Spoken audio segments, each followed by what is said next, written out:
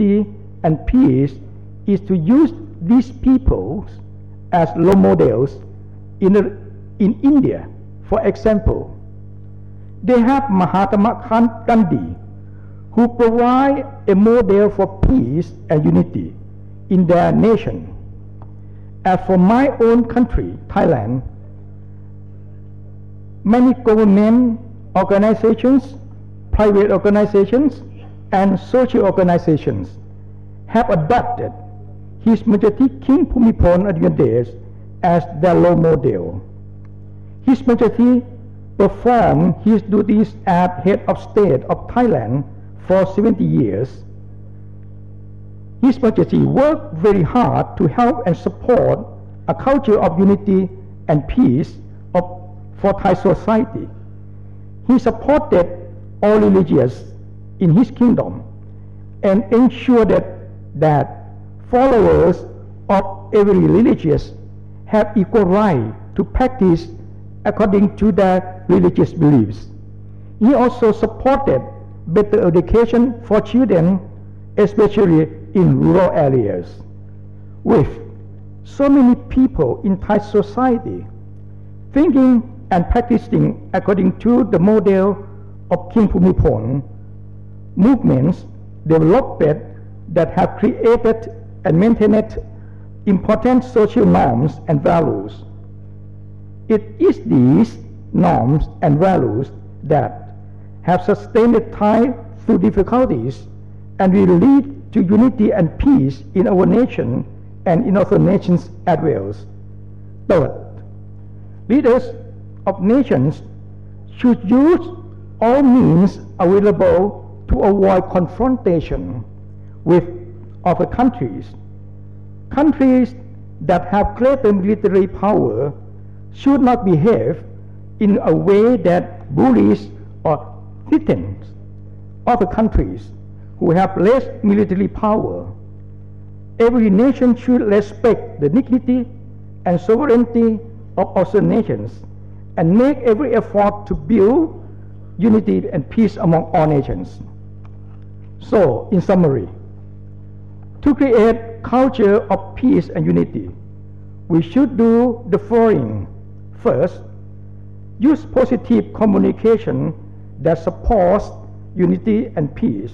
Second, promote and support good thinking and behavior by following the example of good role models. And third, not using superior military strength to bully other countries. I believe that if any country does these three things, it will succeed in creating a culture of unity and peace. Thank you.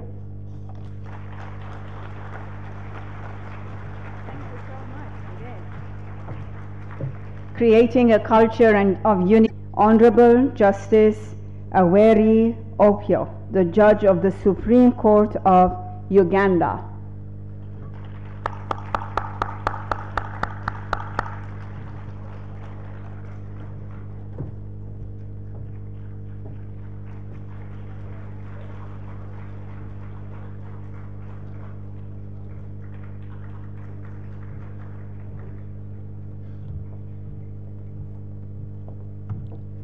Thank you, moderator, for pronouncing my name correctly. Most people have difficulties in pronouncing that name. Your Excellencies, Right Honorable participants, Honorable Chief Justices and Judges, distinguished participants, ladies and gentlemen, I want to thank Dr. Jagdish Gandhi for organizing this August conference. This is my first time to attend it,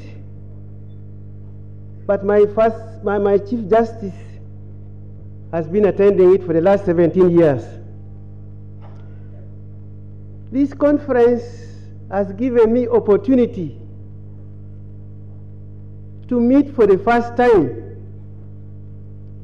Spanish and Portuguese-speaking people of the world for the first time. And other people from far away countries, although we have had language constraints, but by instinct and sign languages, we have to appreciate the theme of the conference, which is based on Article 51 of the Indian Constitution. The above article underpins the importance of global peace. Uganda has a similar article in our constitution. And I must say that most of our laws are replicas of the Indian laws, which were designed by the British. So our constitution is a grandchild of Indian constitution. We acknowledge that the world has potential problems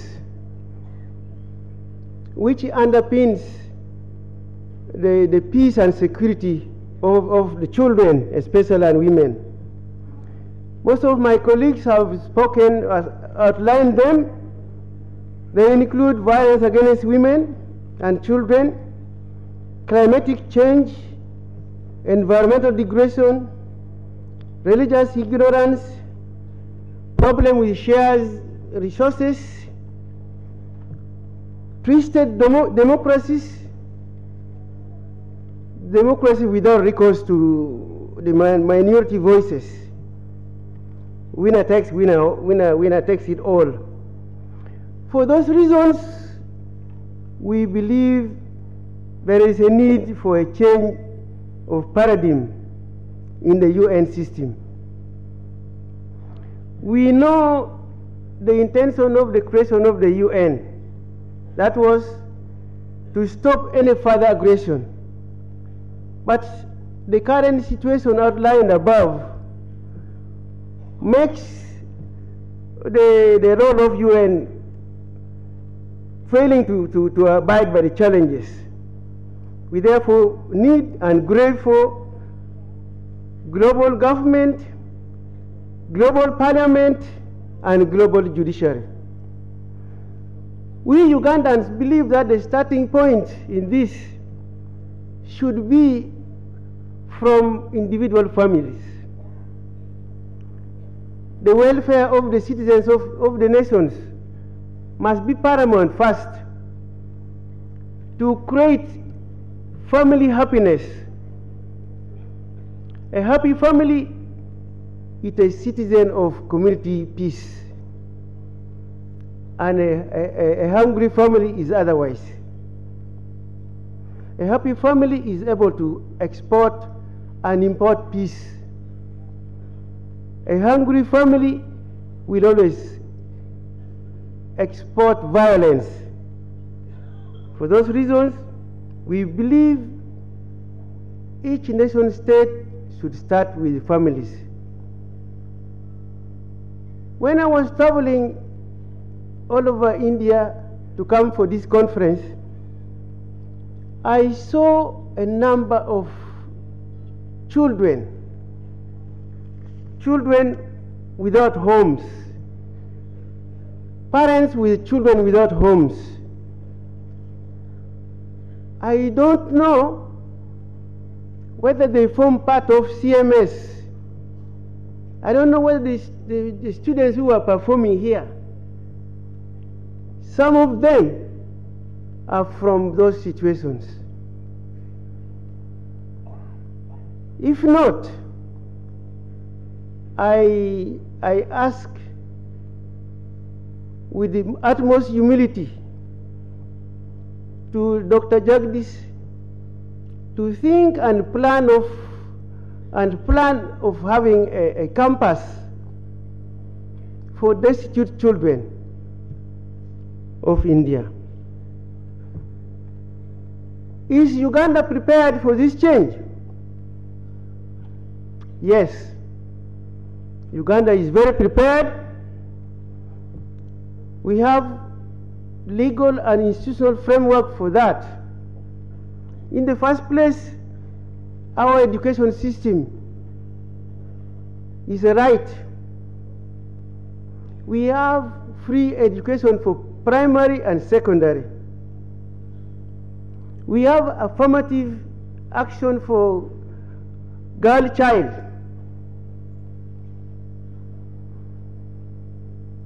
Every girl child has to be provided with sanitary pads to ensure that they don't miss school. It is criminal to marry a girl below 18 years in our country. We offer additional points for girl child to enter tertiary institutions. We have certain disadvantaged areas where children don't have the motive to go to school because of hunger. So my government provides food for education. This is happening in Karamoja. We have laws which protect the right of women and children.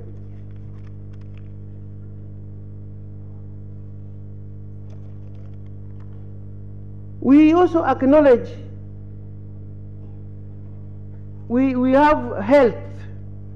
We vaccinate our children at early age.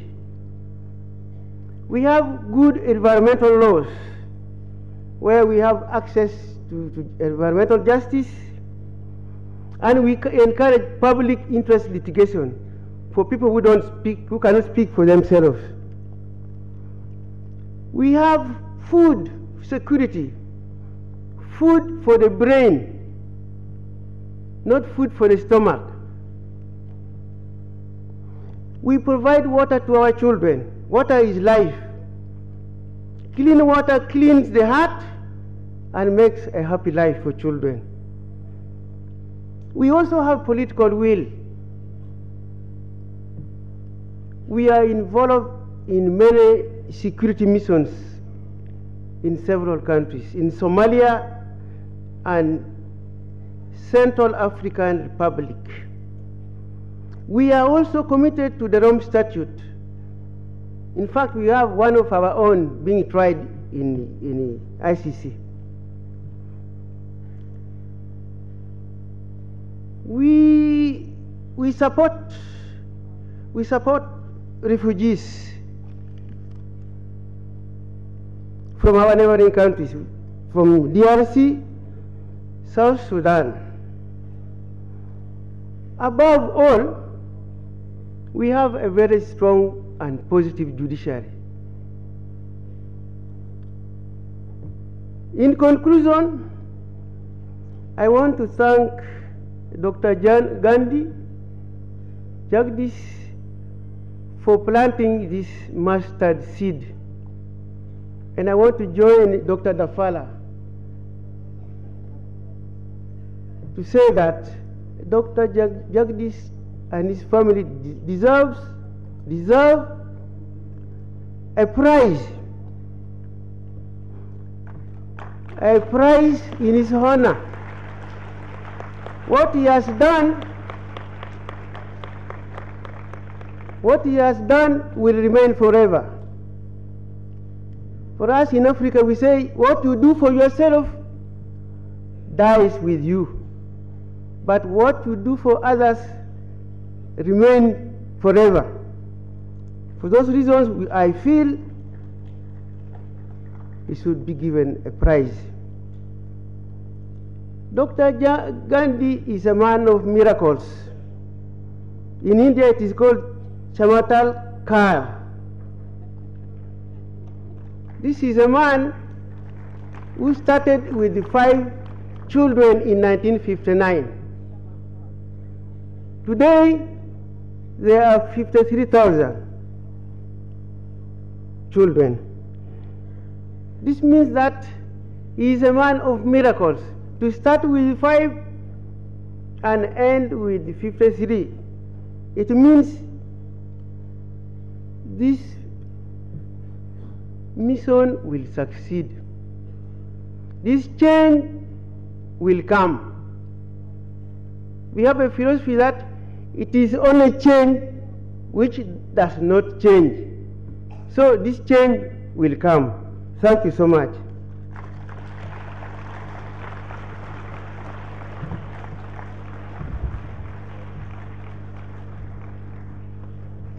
Thank you, sir. You were very right to say that you could communicate with sign language when there is love in the heart and purity of intention, then actually language is no barrier.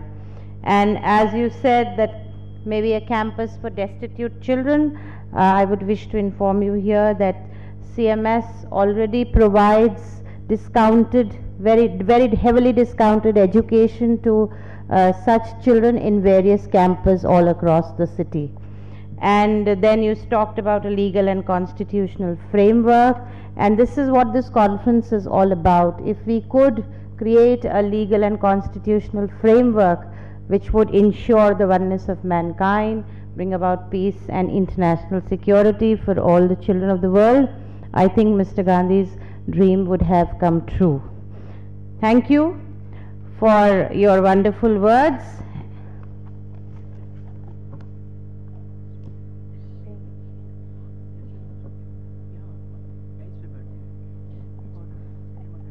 And I also take this opportunity to call our Honorable Mr. Justice A.R. Masoodi, Judge High Court of Judicature at High Court of Allahabad, to please take his position on the dais. And now I call upon Honorable Ms. Justice Charginova Tursungul Toli Pekovna, Judge, Supreme Court of the Kyrgyz Republic, to please honor us with her address.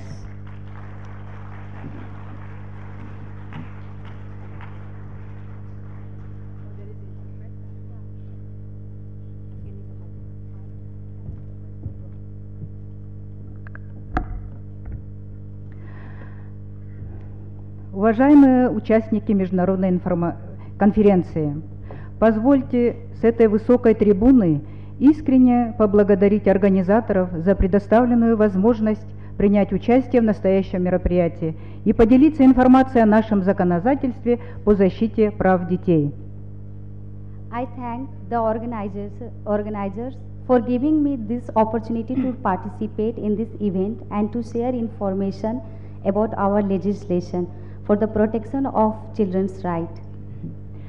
После того, как наша страна встала на демократический путь развития, граждане получили возможность жить в правовом поле жизнедеятельности общества, что предполагает элементарную юридическую грамотность населения и означает то, что имея, зная и реализуя свои права, они могут быть достойными представителями самих себя. Формирование развитого гражданского общества – это важное обязательство для будущего любого государства. И здесь хотелось бы особо подчеркнуть, что уважение прав граждан Кыргызстана начинается именно с отношения общества к своим детям, поскольку дети – это богатство каждой нации, а не продолжатели рода. Дети – это тот дар, который дается не только родителям, но и всему обществу. After our country chose a democratic path of development, citizens had the opportunity to live in a legal state that involves basic legal literacy for the population and means having, knowing and implementing your rights. They are worthy of representing themselves. The formation of a development civil society is an important commitment for the future of any state. And here I would like to emphasize that respect for the rights of citizens in Kyrgyz Republic, the attitude of the society towards their children, because children are valuable for every nation. They are a continuation of this kind. Children is a gift which is given not only to parents but also to the whole society. Кыргызская республика признала принципы и нормы международного права, присоединилась к ряду международных договоров и соглашений по вопросам прав человека и ребенка. In this regard, the Kyrgyz Republic recognized principles and norms of international law, has acceded to several international treaties and agreements on issue of human rights and of the child. Ратифицировав 12 января 1994 года Конвенцию ООН о правах ребенка, Кыргызская республика приняла на себя обязательство имплементировать ее в национальное законодательство и обеспечить этим соответствующие права экономически и социально. Исходя из провозглашенного Конвенцией ООН принципа, что родители несут основную ответственность за воспитание и развитие ребенка, наилучшие интересы которого должны быть предметом основной заботы родителей, Конституцией Кыргызской Республики было регламентировано, что семья, отцовство, материнство и детство находятся под защитой общества и государства. Ответственность за обеспечение условий жизни, необходимых для развития ребенка, несут каждый из родителей или другие лица, воспитывающие ребенка в пределах своих способностей и финансовых возможностей. On 12 Jan 1994, the UN Convention on the Rights of the Child, the Kyrgyz Republic has made a commitment to implement national legislation and to ensure appropriate economic and social rights. On the basis of the stated convention of the UN, the parents have the primary responsibility of upbringing and development of the child, which interest must be the prime concern of the parents. The Constitution of the Kyrgyz Republic regulates and states that the family, fatherhood, maternity and childhood are under the protection of society and the state. The responsibility for ensuring better living conditions are necessary for the development of a child raised by the parents or other persons within their ability or financial possibilities. Как известно, семья – это естественная среда обитания ребенка. Именно в ней закладываются предпосылки развития физически и духовно здорового члена общества. К тому же, семья для ребенка – это своего рода убежище, которое обеспечивает его выживание. Вот почему одним из основных прав ребенка является право жить и воспитываться в семье. As you know, the family is the natural habitat of the child, which creates the stage for the development of healthy member of society, physically and mentally. Besides, family for a child is a kind of refuge which ensures its survival. That's why one of the fundamental rights states that the child has the right to live and be raised in family. Согласно семейному законодательству Кыргызской Республики, родители имеют равные права и несут равные обязанности в отношении своих детей. Оба родителя в равной степени обязаны заботиться о воспитании своих детей и содержать их, то есть обеспечивать потребности ребенка в питании, одежде, предметах досуга, в отдыхе, лечении, создавать все необходимые условия для получения ими образования и подготовки к самостоятельной жизни в семье и обществе. According to the family legislation of the Kyrgyz Republic, parents have equal rights and bear equal responsibilities in relation to their children. Both parents are equally obliged to take care of the education of their children and to meet the needs of child nutrition, clothing, and rest treatment to create the necessary condition for receiving their education and preparation for independent life in the family and the society. При осуществлении родительских прав родители не вправе причинять вред физическому или психическому здоровью ребенка, их нравственному развитию. Способы воспитания детей должны исключать пренебрежительное, жестокое, грубое, унижающее человеческое достоинство обращения, оскорбление или эксплуатацию детей. Родительские права не могут осуществляться в противоречии с интересами детей. Обеспечение интересов детей должно быть предметом основной заботы их родителей. Родители, осуществляющие родительские права в ущерб правам и интересам детей, несут ответственность в установленном законном порядке. Одним из важных шагов имплементации норм международных стандартов законодательства Кыргызской Республики стал Кодекс Кыргызской Республики о детях, принятие которого стало отправной точкой по внедрению у нас принципов ювенальной юстиции. Parents' rights may not be exercised in conflict with the interest of the children. The interest of the children should be a concern of their parents.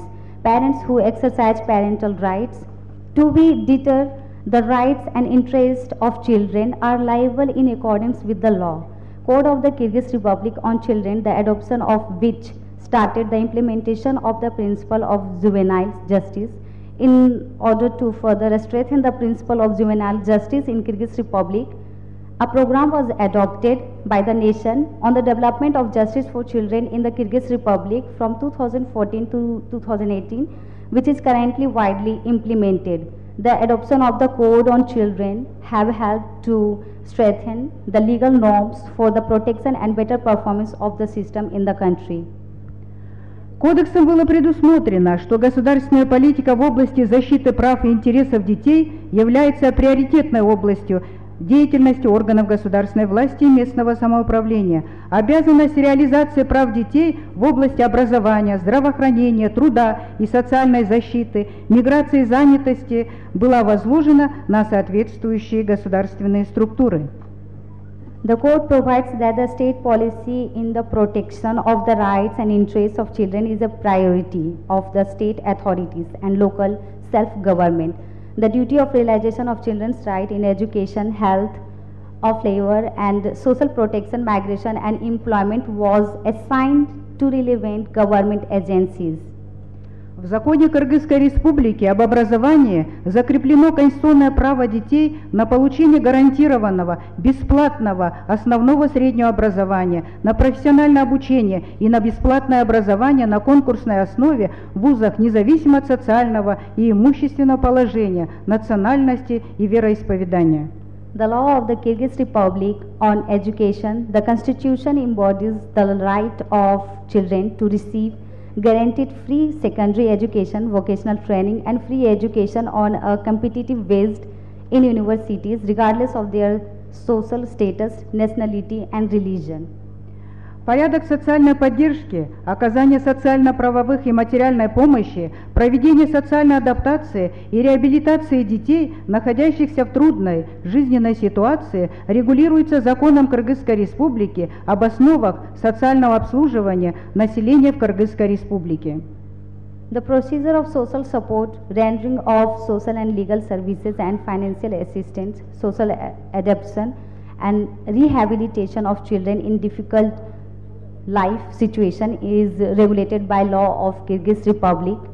System of measures for the social protection of children, provision for receiving quality medical and other services inherited in this law of the Kyrgyz Republic, and the program of state to provide citizens with health care which is approved by the government of the Kyrgyz Republic.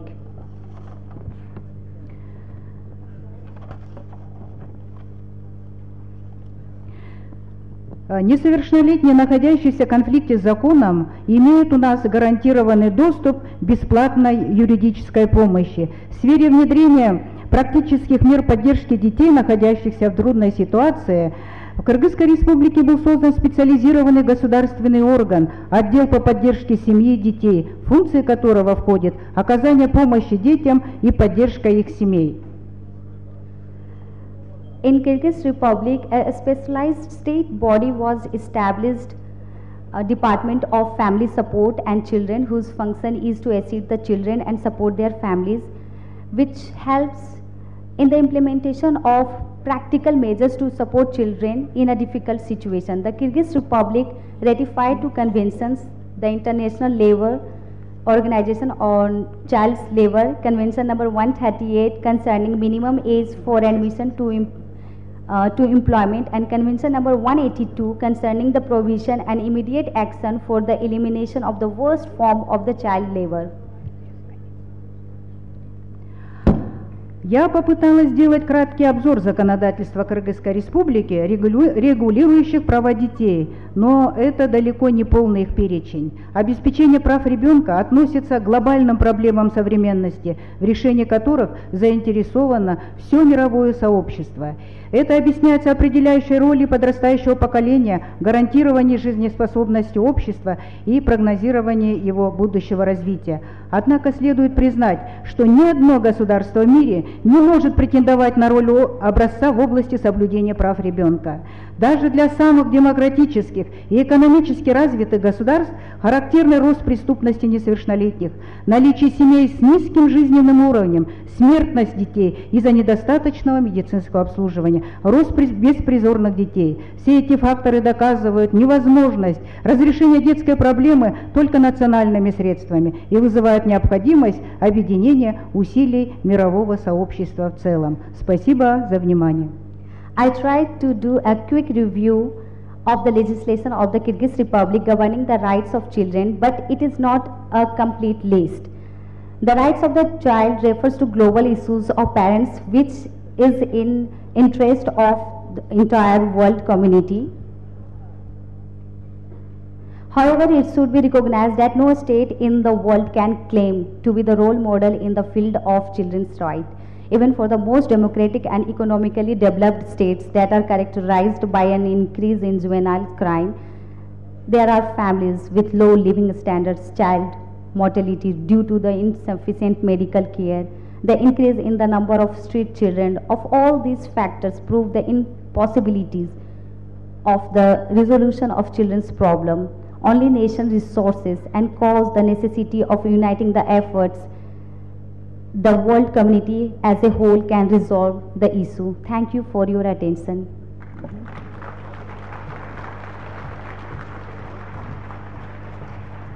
Thank you, ma'am, for that wonderful insight in what your country has done. Now I call upon Honorable Professor Glenn T. Martin, President of World Constitution and Parliament Association of USA, to please address this gathering.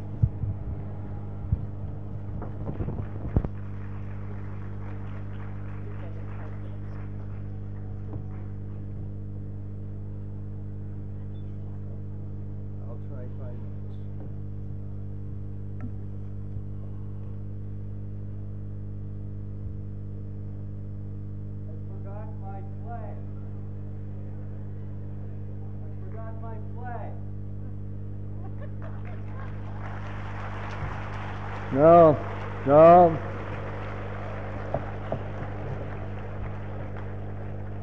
You don't understand. If you're a human being, please raise your hands above your head. If you're a human being, raise your hands. If you're a human being, put your hands down. Hey, we're all human beings here. So why don't we lay down the flag? Lay it down. In the Western religions, the biblical religions, the Ten Commandments prohibit idolatry. Right? In the Western religions, there are God, and God creates human beings in God's image. Here in India, the Upanishads say, Vasudhaiva Kutumbakam, the world is one family.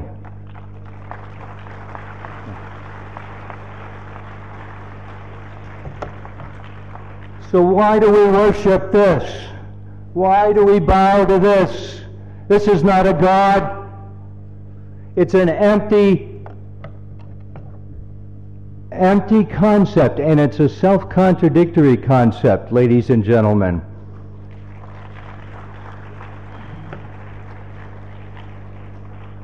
The Europeans invented the concept of a sovereign nation state in 1648 at the Peace of Westphalia. And the Europeans were in the business of colonizing the world. The British came and colonized India. The Dutch came and colonized Indonesia. They colonized Africa. And we think that in the 20th century, the world was decolonized. We think that now India is free. And we think that now Indonesia is free, and Uganda is free, and the United States is free. But we're not free because the Europeans have won, the imperialists have won, because they have colonized our minds. We think that there's a reality of 193 or so militarized sovereign nations, and each of these militarized sovereign nations has absolute borders. You stop at the border. The rule of law stops at that border. And then some other law, maybe it respects human rights, maybe it does not. It starts after that border. But ladies and gentlemen, we're all human, and we all have universal human rights. We have universal dignity. We have universal needs for food, clothing, and shelter. And we have global problems like the problem of the environment and the problem of disarmament, the problem of getting rid of weapons and military, which no nation or no group of nations or no treaty of sovereign nations can possibly solve. We need to ratify the Constitution for the Federation of Earth, written by hundreds of world citizens. This is what represents God and human beings. This is what represents Vaisudhaiva Kutumbakam, the world is one family.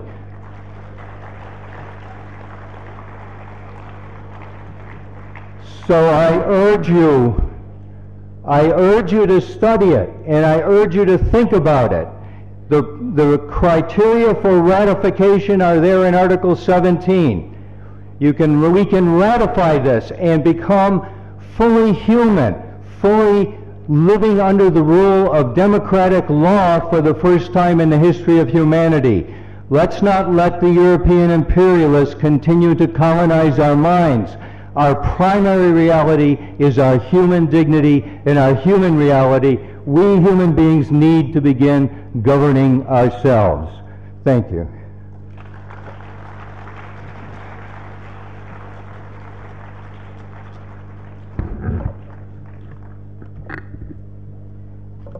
Thank you, Professor Martin, for this.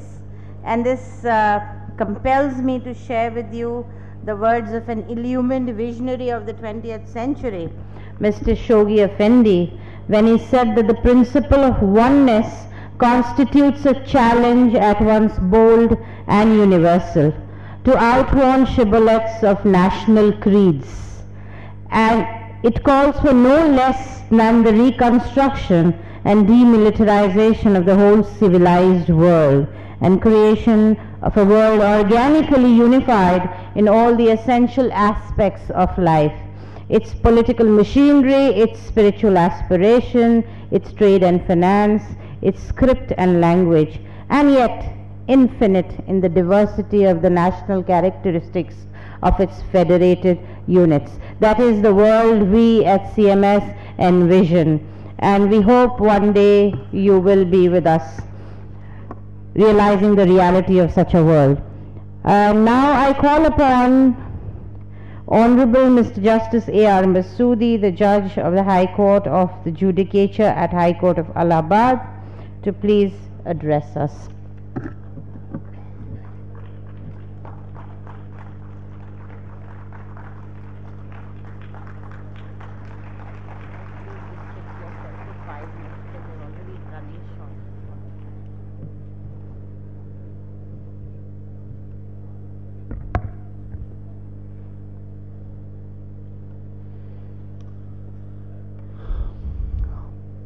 High dignitaries and brother judges on the dais, off the dais, and my dear students, good evening to you all.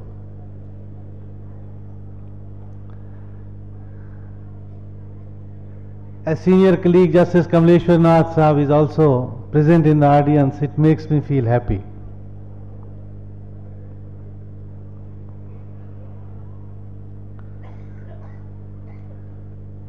The school time is about to be over and the children are running away. It is one part of the scene that I am viewing, but yet there is a glimpse of these young children being clothed in green and white. When the children of a country clothe themselves in white and green dresses, it makes me feel confident and hopeful of at least two things, if not more. I am confident that a universal white revolution is undercurrent, and it is supplemented by a green revolution. When we talk of white revolution, it would mean enough food for children, that no child on earth who gives birth dies of hunger. It is that purpose of universal brotherhood that brings all these people from the countries across the seas to India and introspect as to how best we can see this purpose universally and equally for all.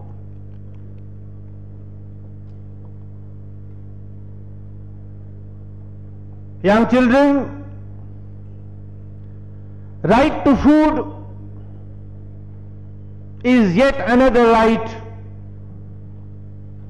which I would say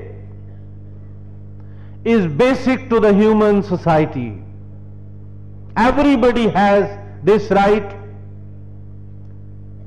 and wherever we find that a human being dies of hunger in any part of the world, it is a matter of concern for all. Universal laws have to be made to cater this universal interest of human beings,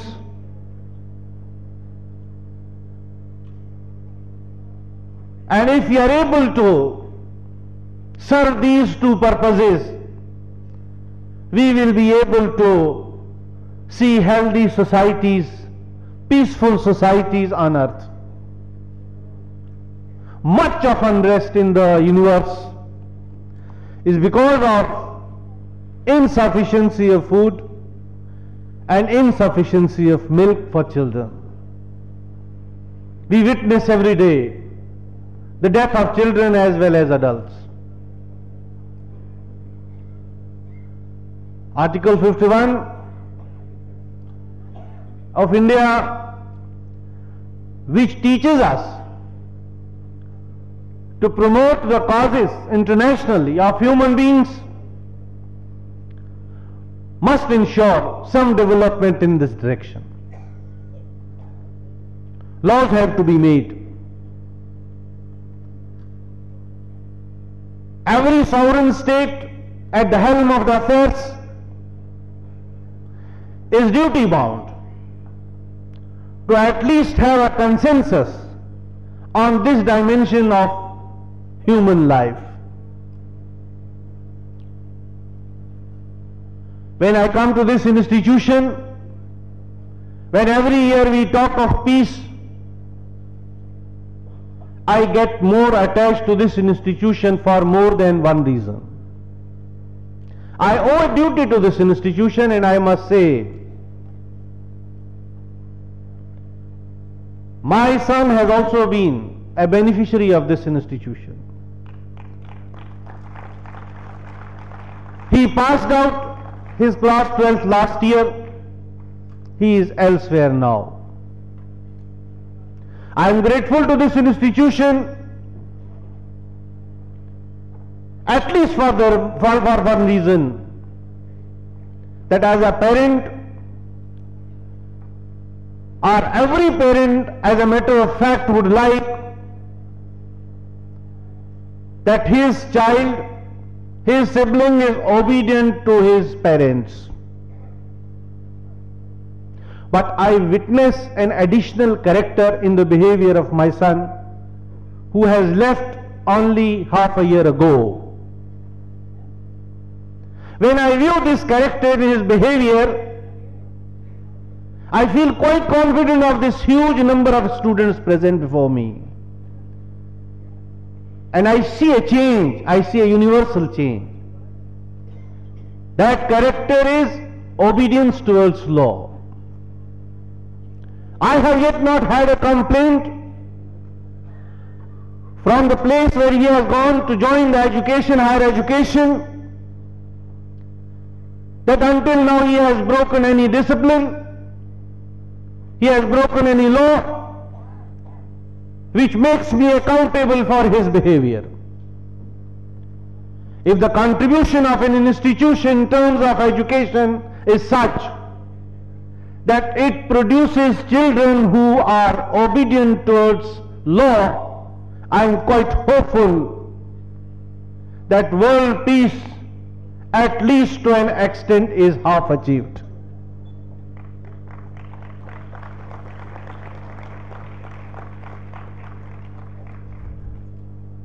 Young students, you are going to be a part of the universal order tomorrow.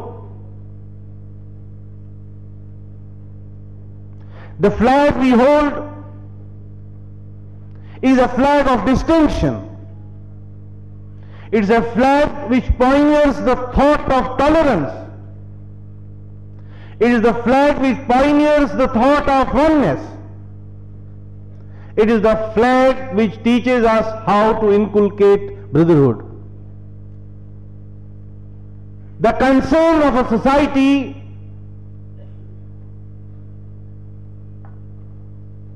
that a revolt against the will of law does not erupt within its social and political order is of an utmost concern to all the nations worldwide.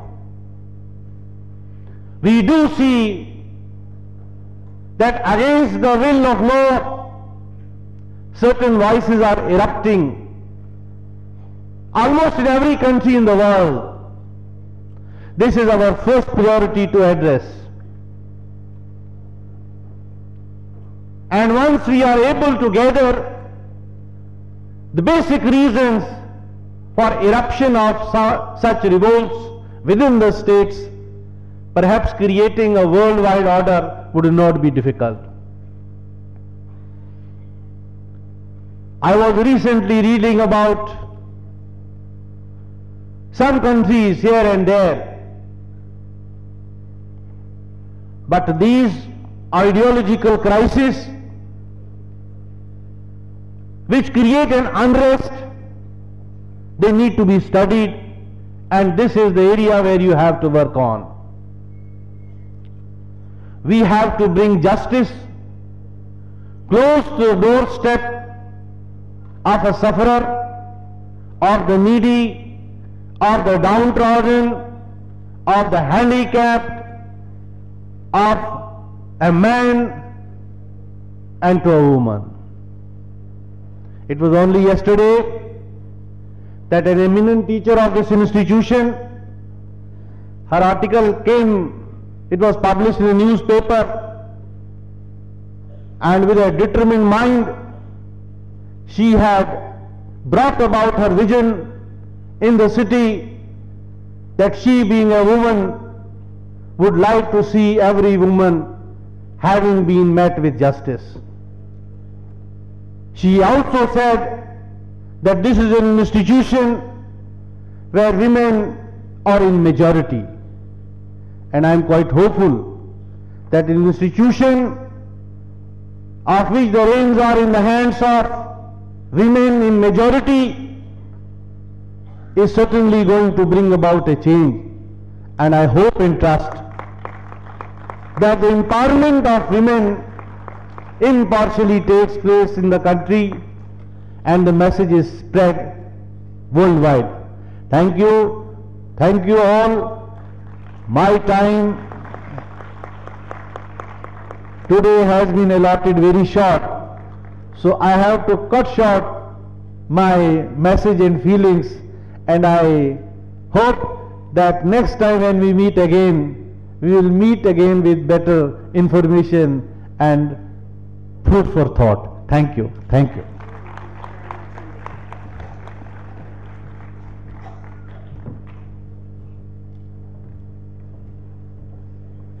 Thank you, Honorable Mr. Justice A.R. Masudi.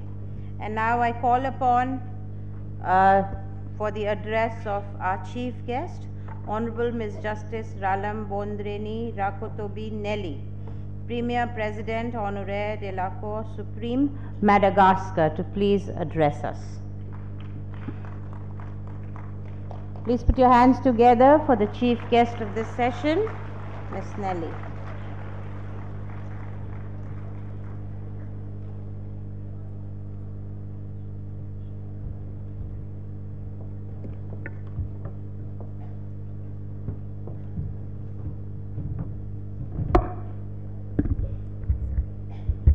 Thank you.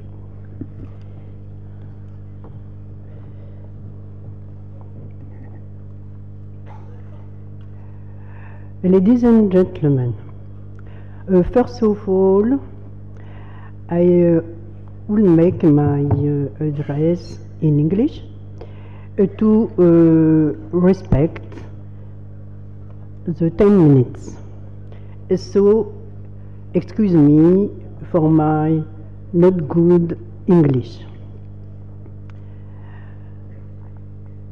I am particularly pleased first to have the opportunity to express my sincere gratitude to the organizers of this summit, all staff of CMS, Sundit Manley, who inform us necessary information day and night.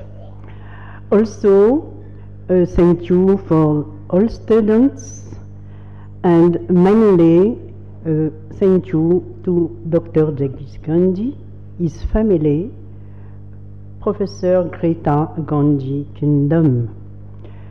Thank you for your warm, kindly and full of flowers welcome for this perfect organization in the smallest details.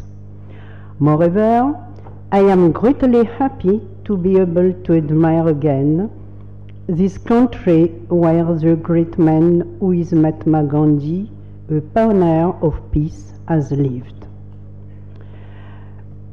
Then, certainly, the current international laws initiated by the United Nations have been revealed inadequate, since these laws could eradicate diverse harms, terrorism, and particularly cannot ensure a safe future for the world's children and can't build global public opinion in favor of uniting the world for children. It would be better to change the rules. So allow me to give you briefly some ideas to the setting up this effective global governance, having as objective uniting the world for children through enforceable world law and effective global governance. The global governance for peace and unity will have first the Parliament or the World Conference of Peace and the World Court of Justice. This global governance is based on unity, equality, and mutual respect between the country's members. The final objective of this governance of all action is peace, tolerance, and unity. During the sessions and for all the activities of the global governance, the state members will cooperate at the same level and participate in free discussions and democratic decisions. For the World Parliament for Peace and Unity, these World Parliaments adopt world law setting up peace, protection of the child's fundamental rights against terrorism, child trafficking of any sort, ill treatments, in order to assure to children a social progress and a future in a healthy and safe environment. Each member state must incorporate the laws adopted by the World Parliament in its national legislation and must make sure that they are really applied. Then, about the World Court of Justice. Children can't be contented with declarations, however solemn they are. It's the reason why the World Court of Justice must be established. World Court of Justice shall be established to take cases about all actions endangering peace and unity, and particularly that may damage the future generations' welfare, such as against children soldiers, terrorism, traffic of children, destruction of environment, violence against children and women. World judges will have to represent the great judiciary of legal systems and civilization with respect the great continental geographical distribution per continent or regional groups. The state members must conform to the judgments. In the conclusion, peace and unity are needed for a sustainable and harmonious development of youth and childhood. Peace and unity are needed also between the countries members of the global governance. Indeed, Pandit Jawaharlal Nehru said, either the world will unite or it will perish. A Malagasy proverb says also, if we cross over the river together, crocodiles never devour us. I say also, if we work independently, nobody pays attention to us. If we work independently, we are invisible. But if we, Chief of Justice, international organization, if we work together, we are invincible. We will win the world. Finally, a special congratulations to all staff of CMS, to all children of CMS. Dear children, you have shown through your performance that you are the pioneers of peace and unity, and will act for the establishment of peace and unity. Dear students, You are the hope of humanity. Congratulations. I could not end my speech without paying a particular tribute towards Dr. Jagdish Gandhi, his wife Bharti Gandhi, Professor Greta Gandhi. Dr. Jagdish Gandhi, since our arrival, is everywhere.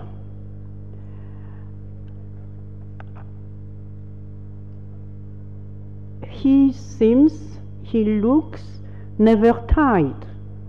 So we wish him a long, long life, a lot of good health, and a lot of strength to reach the common objective of uniting the world for children. Thank you for your attention.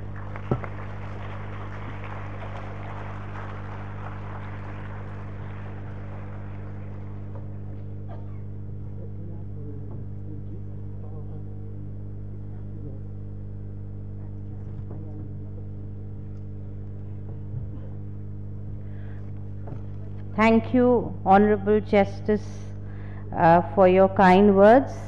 And ma'am has very graciously brought a gift for the respected founder director.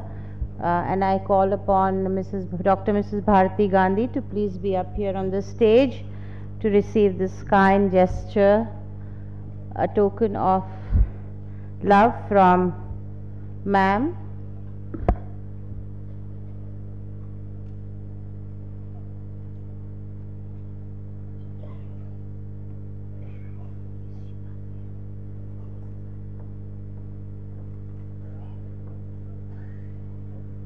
She's not here? Where is she?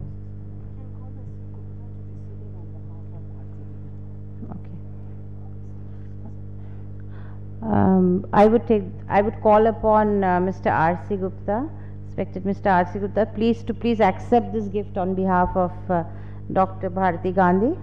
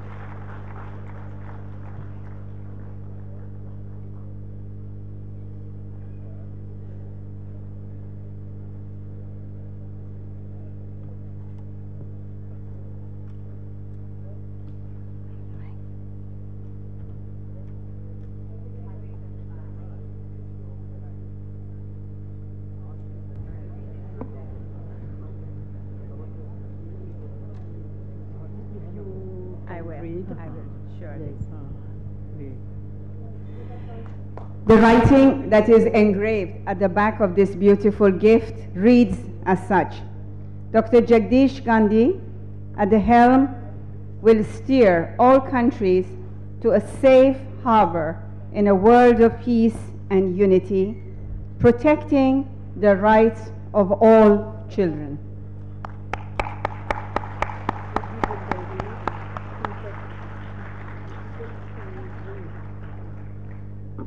Mr. Gupta, can you please, this is a gift from Dr. Bharti Gandhi, ma'am. Yes. Can you please? I think children, That's a we gift need from to show more Dr. Bharti enthusiasm Gandhi to you. because all those who are here today are worried about your future. They want you to have a safe, beautiful and wonderful world. Even when we have passed on, we are gone, we want you to be safe, secure and happy.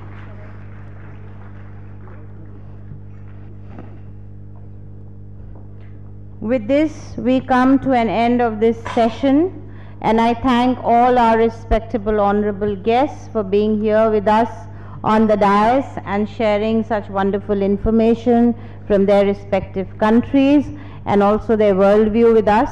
And I hope each one of you has benefited from this informative interaction. And as the master, an illuminated leader of the 20th century, said, in order to find truth, we must give up our prejudices, our own small, trivial notions. An open, receptive mind is essential. If our chalice is full of self, there is no room in it for the water of life. The fact that we imagine ourselves to be right and everybody else wrong is the greatest of all obstacles in the path towards unity. And unity is essential if we would reach truth, for truth is one.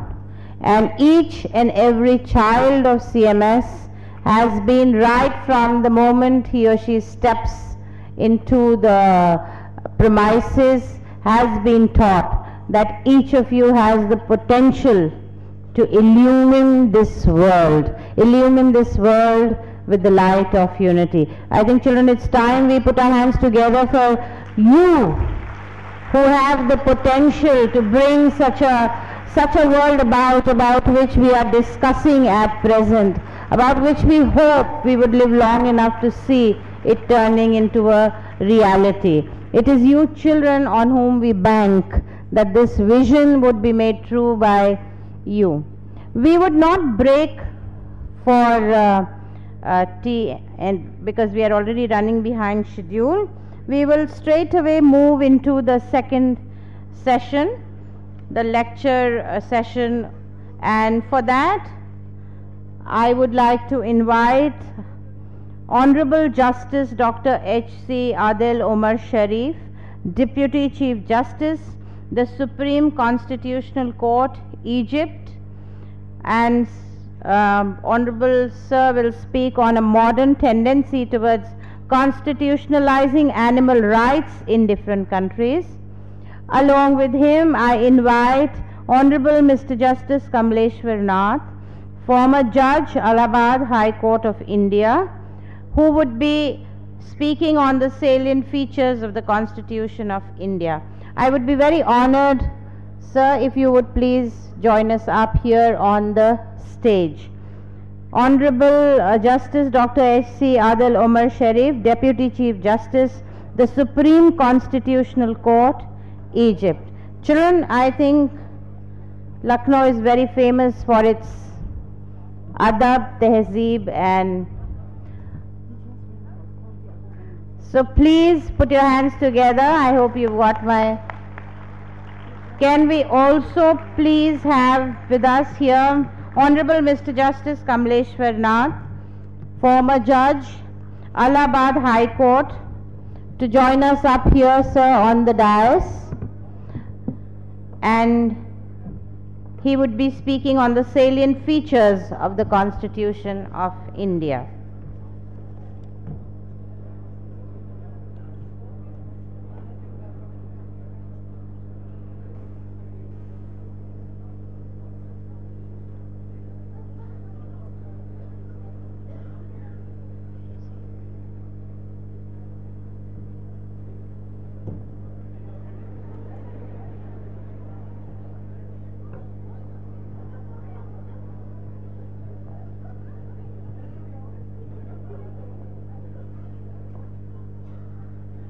Children, please put your hands together for Honorable Justice Mr.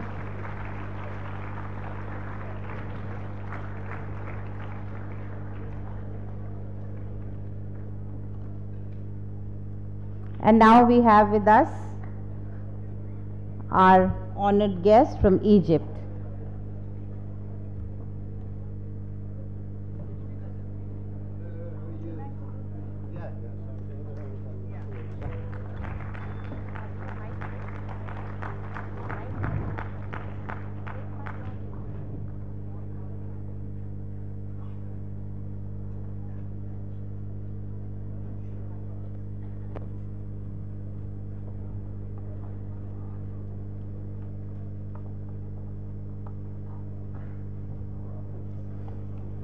Thank you to both of you, sir.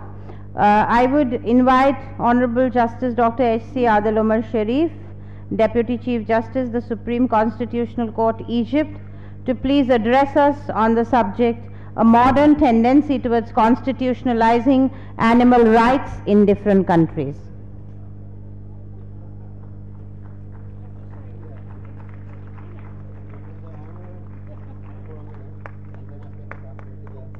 It's going to be difficult for me to keep this on. Thank you very much. I do very much appreciate the honor. Can I just take it off now? Okay. Thank you. Good afternoon to all of you.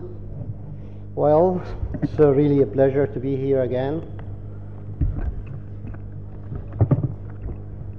and have the opportunity to address students of CMS as we have always done over the past few years.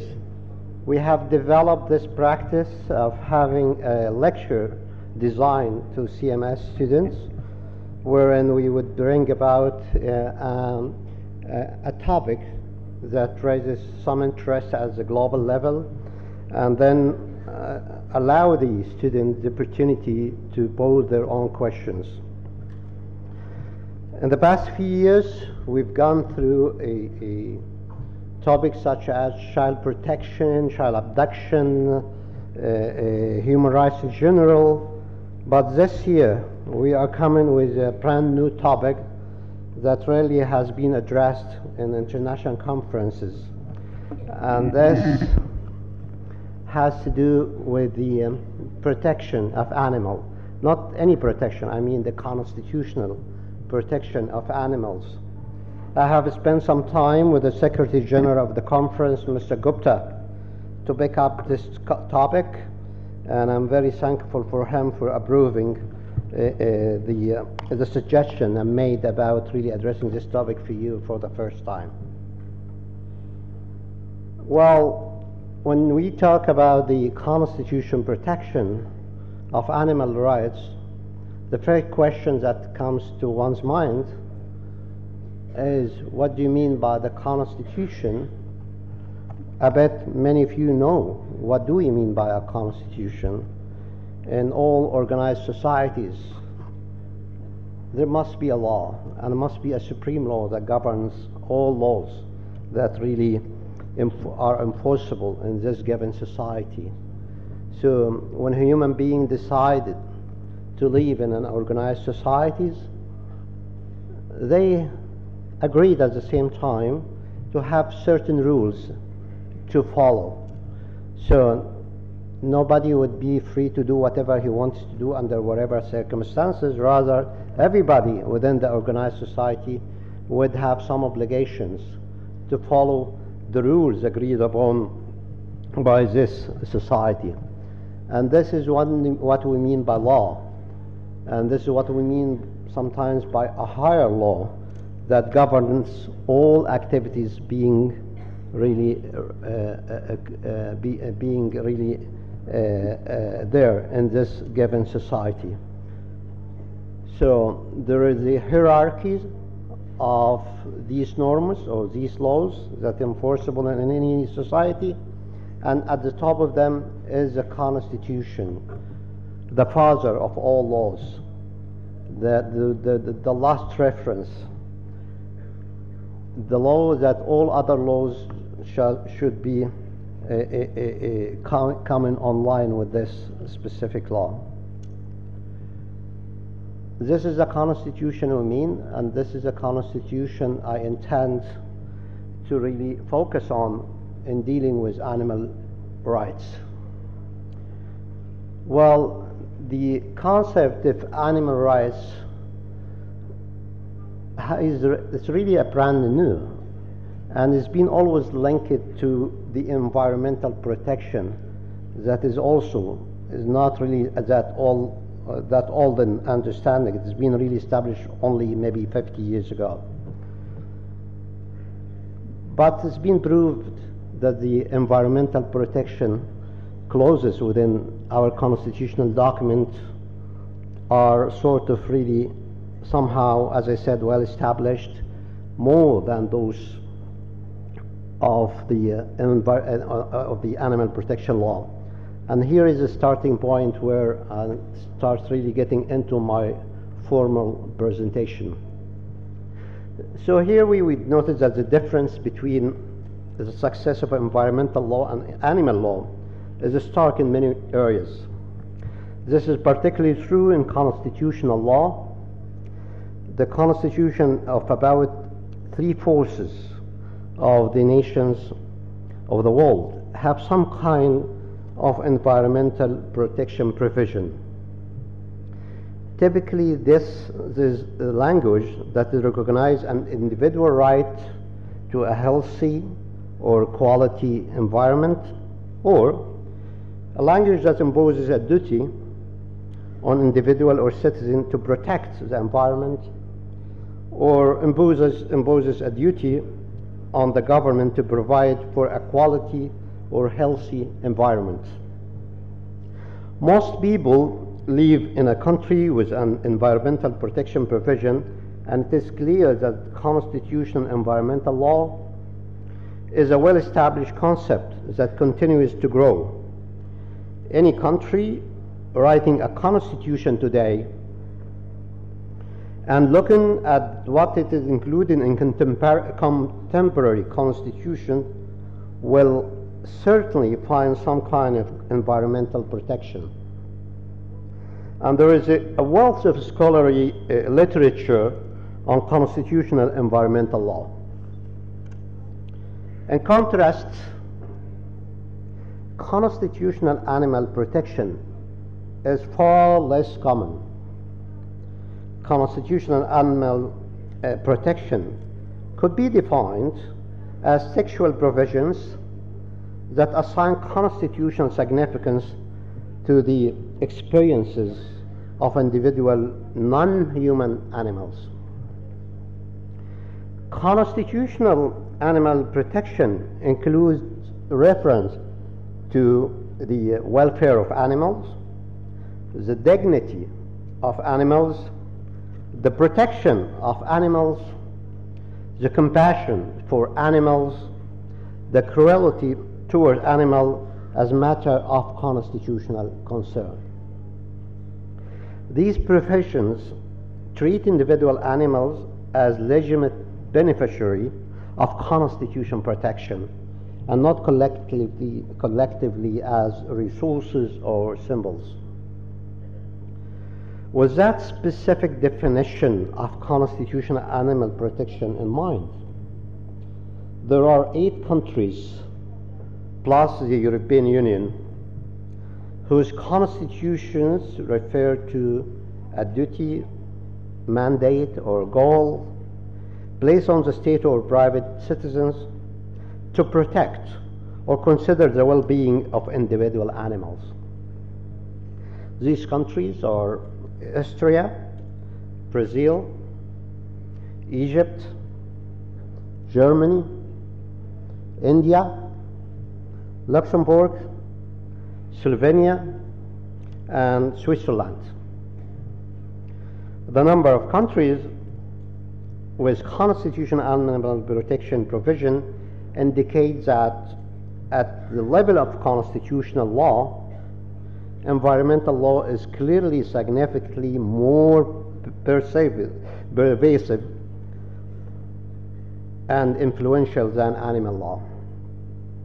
Another significant difference is the historical emergence of the 2 types of clauses.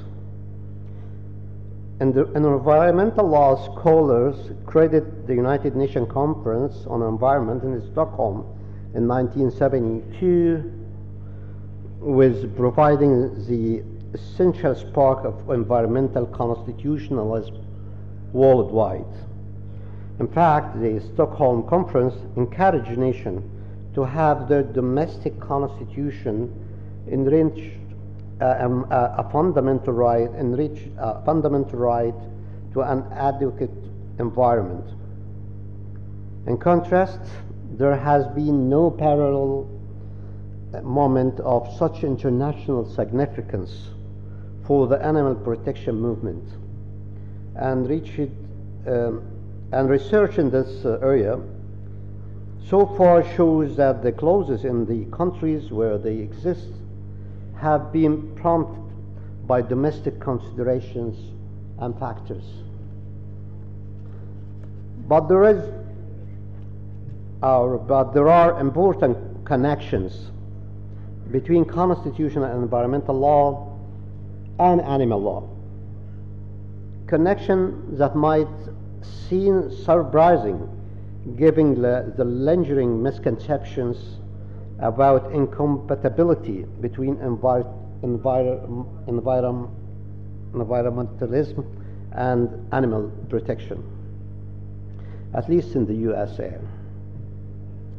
So after decades of collective success, the alliance between environmentalism and animal protection suffered in the 1980s and early 1990s, split apart by academic scholarship and post-campus suggesting that environmentalists are solely concerned with the preservation of population and ecosystem while caring nothing for individual animals. Prior to this, more recent history throughout the 20th century, the environmental and animal movements had important shared value, priorities, and indeed victories. As a caveat, it must be said that the existence of constitutional provision does not necessarily translate into meaningful protection for the environment or animals. And a specific constitutional provision is not essential to meaningful protection. In the case of animals, some of the most protected countries do not have constitutional clauses, but a constitutional provision is generally considered a positive development, even if the judicial interpretation is not robust, or even if there has been no interpretation at all, because that can all change with the right judicial decision. We might think about how the animal conversations, we might think about how the animal law conversations might be different today if the majority of countries protected animals for themselves and not resources in their constitutions. And this is not just a theoretical conversation. Countries do amend constitution and adopt new ones.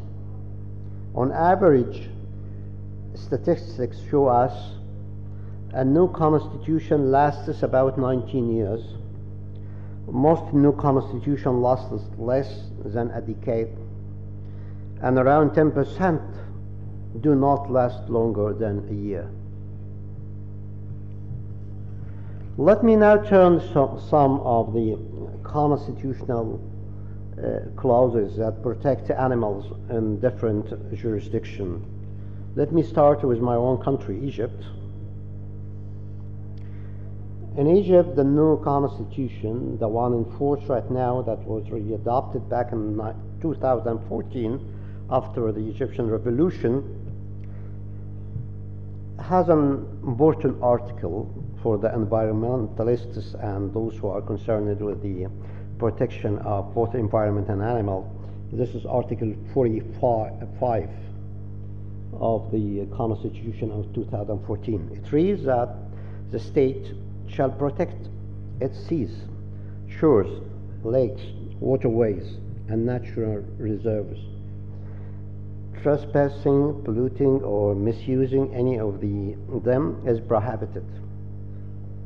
The state shall provide for the protection and development of green space in urban areas, the preservation of planet, livestock, and fish resources, the protection of endangered species and species threatened by extinction, and lastly, the kind treatment of animals, all according to the law. In fact, the the protection of animals did not exist in any previous Egyptian constitution. So its presence is particularly striking today.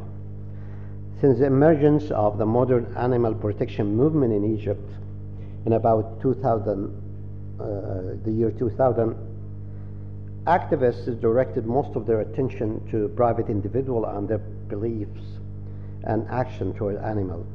They did so because they encountered a nearly uniform resistance from the regime when seeking to improve the status of animals through legislation.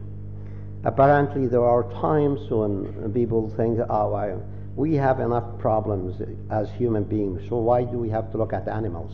This is a view that you might see in some countries, and this is what we have to go through at some point.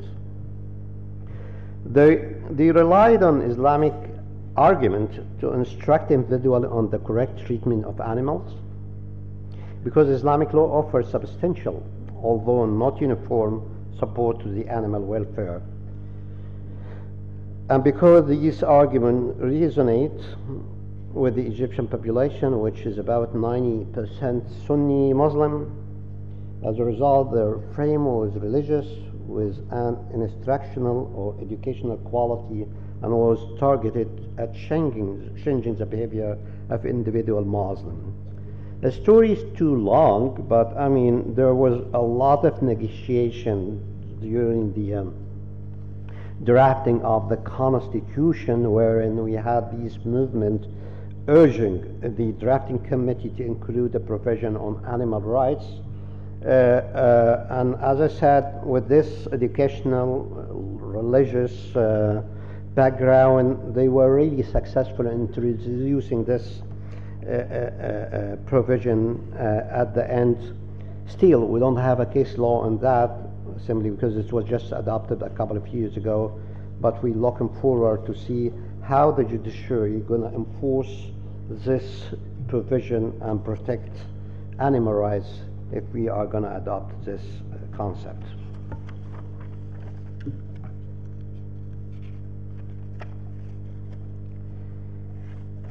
Let me now turn to another example, India.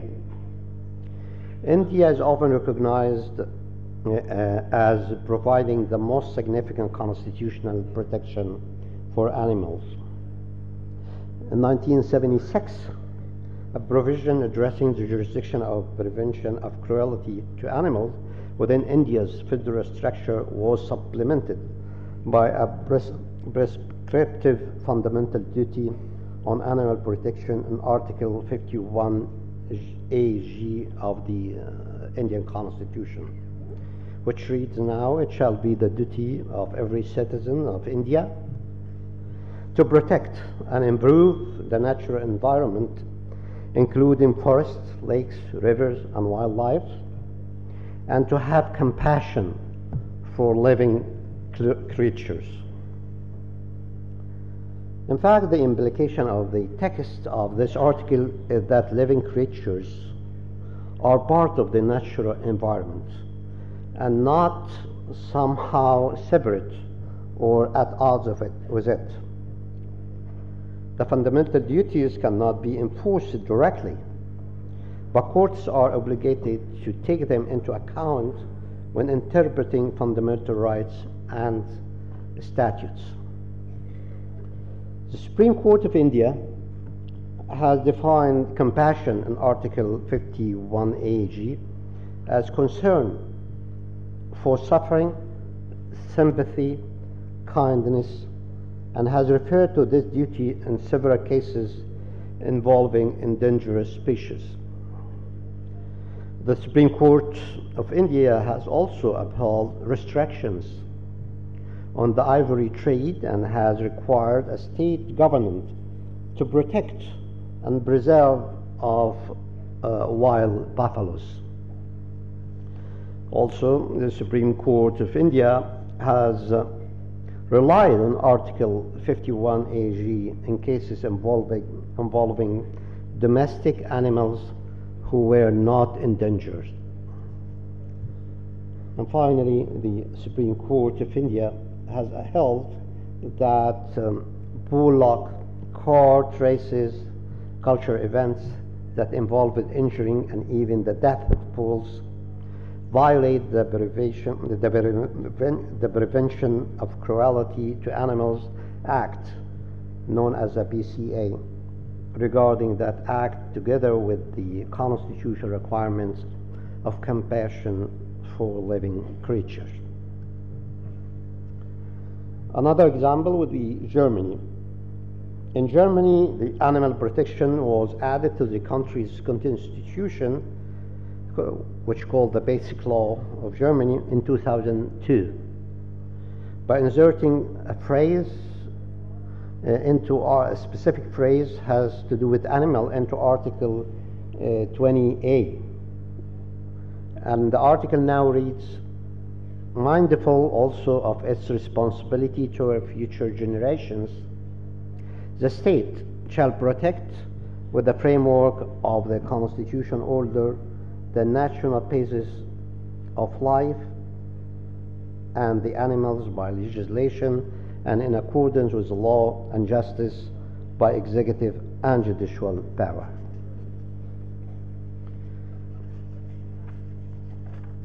In Switzerland, Article 122 reads, human beings and their environment shall be protected against the misuse of gene technology.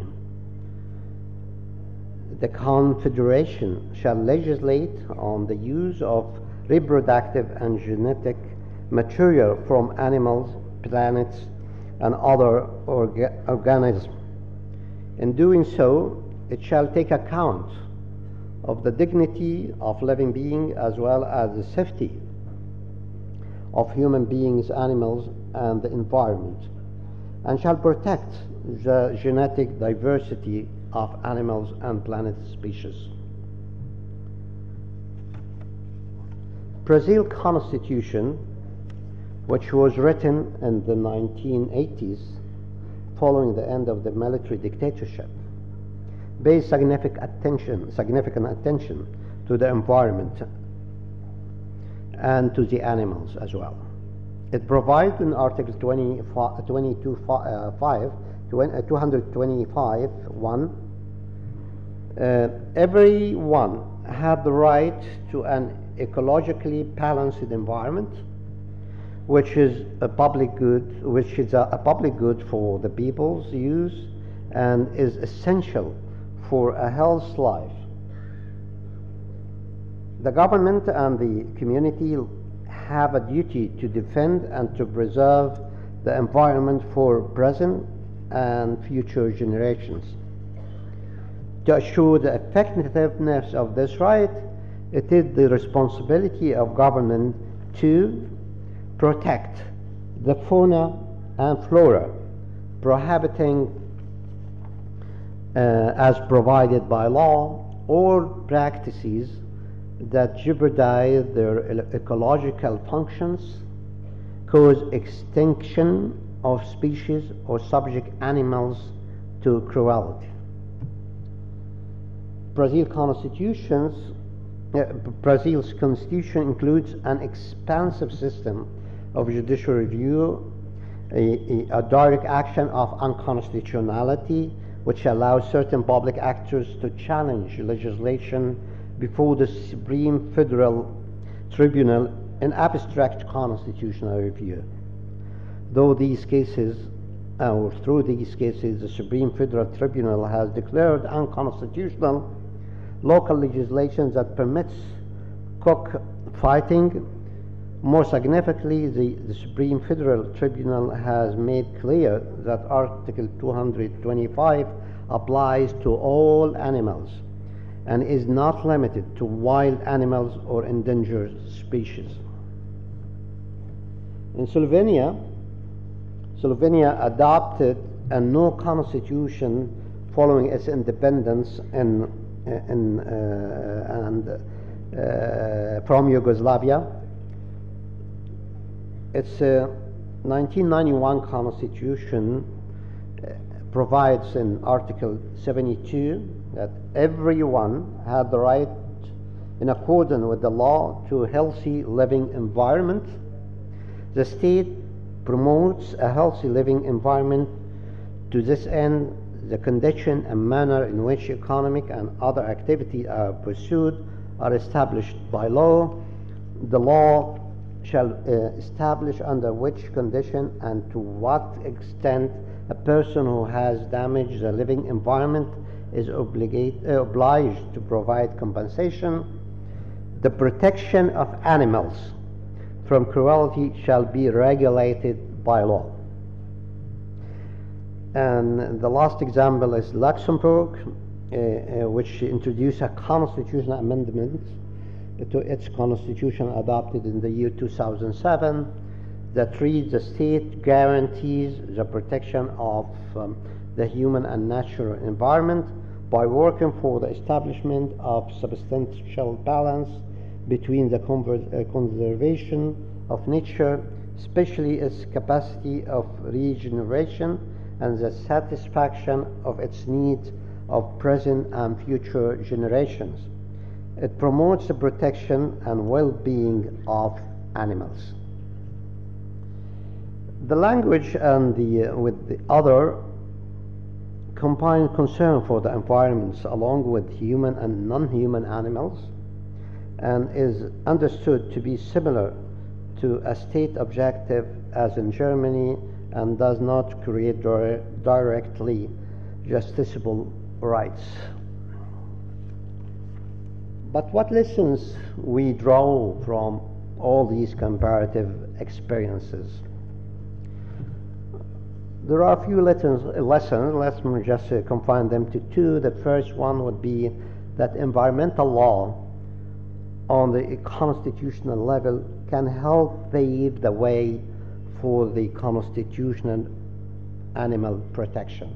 We have seen this from all these experiences as environmental law provision, as I have tried to convey to you, are well accepted and exist in most constitutions, as has been seen. Advocate of constitutional animal protection might be served by aiming for amendment to those existing environmental provision, or in case of new article or completely new constitutional animal protection advocate might want to attempt to include their language in the environmental provision that are expected to be adopted. The second lesson is that the environmental constitutionalism can help suggest ways to construct protection for non-humans. Many of the animal provisions discussed are phrased as a state obligation to protect animals. There is parallel in environmental law, a state obligation to protect the environment. Constitutional environment protections are also commonly phrased as individual human rights, a basic human right to a quality environment. This phrasing can often create direct rights that individuals can use or can sue to enforce on domestic level. And what can be learned about the environmental example for the case of animal? What is the ideal way to phrase animal protection in a constitution? If there is a right, whose is it? Who is that? The parallel to human rights to a healthy environment would be a human right to animal protection. There is significant evidence for the idea that the protection of animals leads to the improvement of human society. Often referred to the link between animal abuse and the abuse of humans. The link theory will provide support for the idea that humans have a right to the protection of animals or the prevention of cruelty to animals, since the failure to protect animals actually causes harm to humans. And since ultimately humans are the enforcers of any protection that animals are given, perhaps this kind of phrasing, while initially sounding awkward, is essentially what it really means when animals are given legal protection.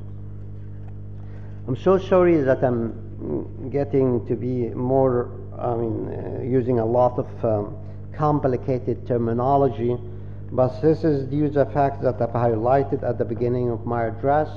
This is a very technical topic. This has been new, hasn't been addressed quite commonly at the comparative level. There are different experiences that have been really brought about in different judicial jurisdictions based on their constitutional texts, which are not universal, are not common. We had still to do a lot of research in this area to find commonalities among these different jurisdictions. And until we do that, we just really bet our effort trying to just go through them and find what different jurisdiction each of them would deal with the question of animal protection from a constitutional point of view. And I feel I should stop at this point and allow you later on, whenever, I don't know, to receive. I'll be happy to receive some question whenever needed. Thank you. Yeah, can I do this now? Okay, yeah. I'll be very happy.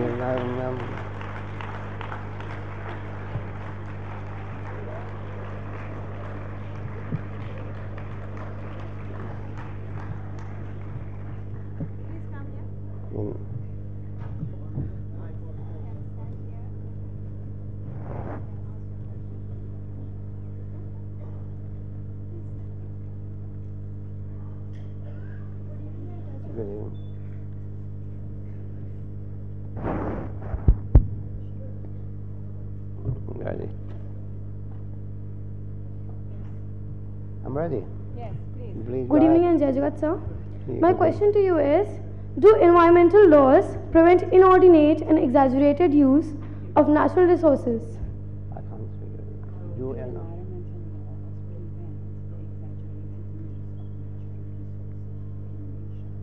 Well, this is what environmental laws should do. I mean, just they are there to control this misuse of the resources. That's why we legislate environmental laws. That's why Constitution have environmental protection clauses. So the idea is to regulate. So they have this regulatory nature. They imposes, as I have highlighted in my presentation, an obligation on the states, on the state and the individual as well, for the good use of these resources. So are developed nations following them? Are developed nations following them? Well, there is, violation on environmental laws throughout the world, whether from developing countries or developed countries. All of them do violate environmental law, and this is an ongoing debate on the international level as well as in national levels from different countries. And this is why international organizations such as the United Nations Environment Program, known as UNEP, therefore just trying to see or monitor the application of the international treaties and agreements that have to do with the protection of the environment, and see what the signatory states have done, whether they respect their international obligation or violate their international obligation, and then raise the point to them and at the international level. Thank you, sir. Yeah. The Prevention of Cruelty to Animals Act, known as the PCA, regarding that act together with the constitutional requirements of compassion for living creatures. Another example would be Germany. In Germany, the animal protection was added to the country's constitution, which called the Basic Law of Germany, in 2002, by inserting a phrase into a specific phrase has to do with animal into Article 20A. And the article now reads, mindful also of its responsibility to our future generations, the state shall protect, with the framework of the constitution order, the natural basis of life and the animals by legislation and in accordance with the law and justice by executive and judicial power.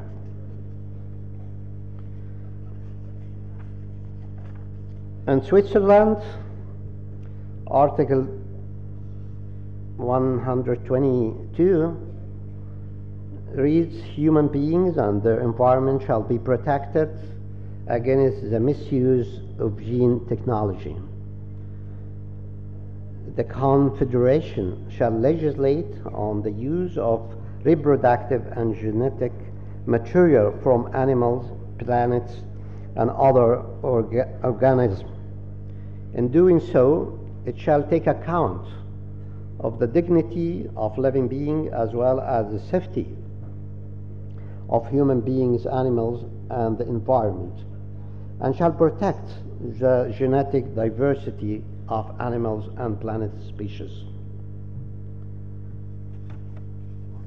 Brazil Constitution, which was written in the 1980s following the end of the military dictatorship, pays significant attention to the environment. Good evening, sir. Can you please explain the role of schools in establishing the environmental justice? Well, the environment is becoming to be a culture. I mean, this is a cultural aspect that we have to be brought up within that. So it started even at the house, at your home, not even at the school, that people, the parents and the people you live with would really educate you how to protect the environment. Protecting the environment was really save the resources for us and for our future generations. And that's what also we mean by the development and sustainable development. So here the school comes and really plays a fundamental role, really setting up your mind in a way that you have to be very cautious about your environmental needs and the societal environmental needs, and how do we appreciate the environment we have, and what really measures should be taken by us to protect our own environment. Thank you, sir. My pleasure. Good evening, sir. Sir, my question to you is it not inhuman to use animals for scientific use? If yes, then what steps should be taken to stop it? Is there, Isn't it inhuman to use animals for scientific tests? Mm-hmm. And if it is so, then what steps can be taken to protect animals from this? Well, this is very much has to do with what I've been tried to address. Like we have to respect the dignity of non-human, with animals in particular, really. So this is not about us. We have really to develop our conduct and our way of handling things to reflect respect for all, even to the environment, to the animals, to all this living stock that we're having. It's in a modern society that should be peaceful and respecting people's rights and freedoms, and encouraging people to live in a decent standards. We have to avoid violence, cruelty, whatever activities that would reflect on us or even the animals, or just who live within our own society. And such activities should be prohibited. And this is what these clauses I've been really trying to highlight today are calling for, including the Constitution of India, the Constitution of Egypt, and other nations that I have referred to. Like, we have to show respect to those elements and not really exercising any cruelty against them. What would happen if we don't stick to these constitutional obligation or legislative obligation in some countries that do not have a constitutional text? Well, apparently this is violation of the law, and whoever commits a violation of the law should be brought before justice. Thank you, sir. Thank you.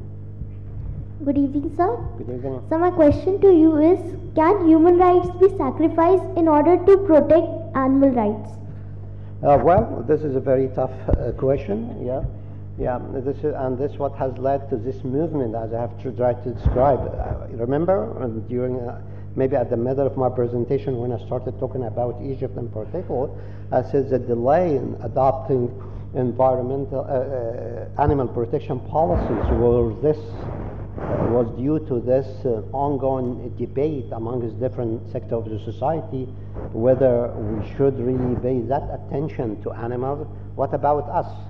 We first, and then we talk about, and this seems to make sense. When you are in need, so you have to prioritize your needs. So who comes first, and who comes second, and who comes third? So this really, apparently, if it's going to be sacrificed, it has to be in favor of human being, if we talking abstractly. But the reality is still that we now develop a new concept, a new conscious of these living beings, whether you're talking about humans or non-humans. They all have to be respected within a society. If we agree to this point, so then the idea of having really sacrificing one in favor of the other would be really non-existent. So theoretically, human beings definitely come first. You have to really favor your human being and then look at the other. But this does not make sense from the other point of view, that if we have already developed this new notion of respecting all living beings, then we cannot sacrifice one for the other. And we have to make the proper arrangements to satisfy this idea. Thank you, sir. Thank you. A very good evening, sir. So my question to you is that, sir, in Spain, apes and monkeys have some special rights because they are genetically closer to the human beings. So do you agree with this, sir, this point of view? Well, they are animals, non-human. They have to be respected, as I have tried to, like any other animals. The fact they are monkeys does not give them really special status. From a constitutional point of view. Thank you. Thank you. Thank you. My pleasure. Thank you. Anything else? No. Thank you very much. I'm John. We are done. Thank you, Honorable Justice Dr. H.C. Adil Omar Sharif, for throwing light on that new concept and topic for students especially. And now I invite Honorable Mr. Justice Kamleshwar Nath, former Judge, Allahabad High Court, India. And students, this is going to be something very interesting. You would get to know about your own constitution, because sir would be discussing the salient features of the Constitution of India today with us. Please put your hands together for sir.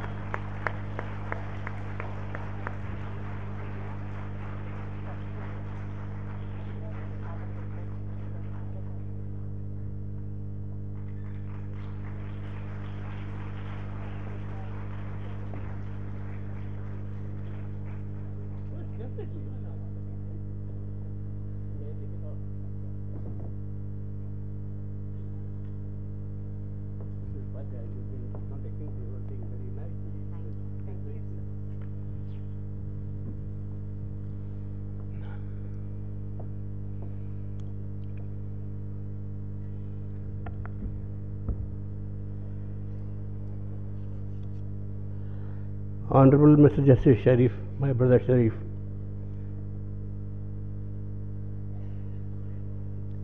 Mrs. Upadhyay, dear children, friends, ladies and gentlemen, I congratulate Mr. Jagdish Gandhi and the CMS for persisting year after year into holding these conferences in the interests of world peace. It has been a tremendous job every year, but unflinchingly, despite the fact that I don't know, not much world peace has evolved thus far, and yet he has been persisting with this. I congratulate Mr. Jagdish Gandhi and his team. Regarding the constitutions, we have a wonderful sentence, an opening sentence of my brother Sharif. Constitution is the father of laws. That is what he said. Very true. Any law which violates or conflicts with the provisions of the Constitution is void. That is what Article 13 of our Constitution of India, expressly says. So that is the importance of a Constitution. It is the fundamental law which governs governance, which lays down the rights and obligations both of the state and of the people. Now in India, the Constituent Assembly was set up in 1946 to frame the Constitution of India. The Assembly finalized the Constitution in 1949, November 1949,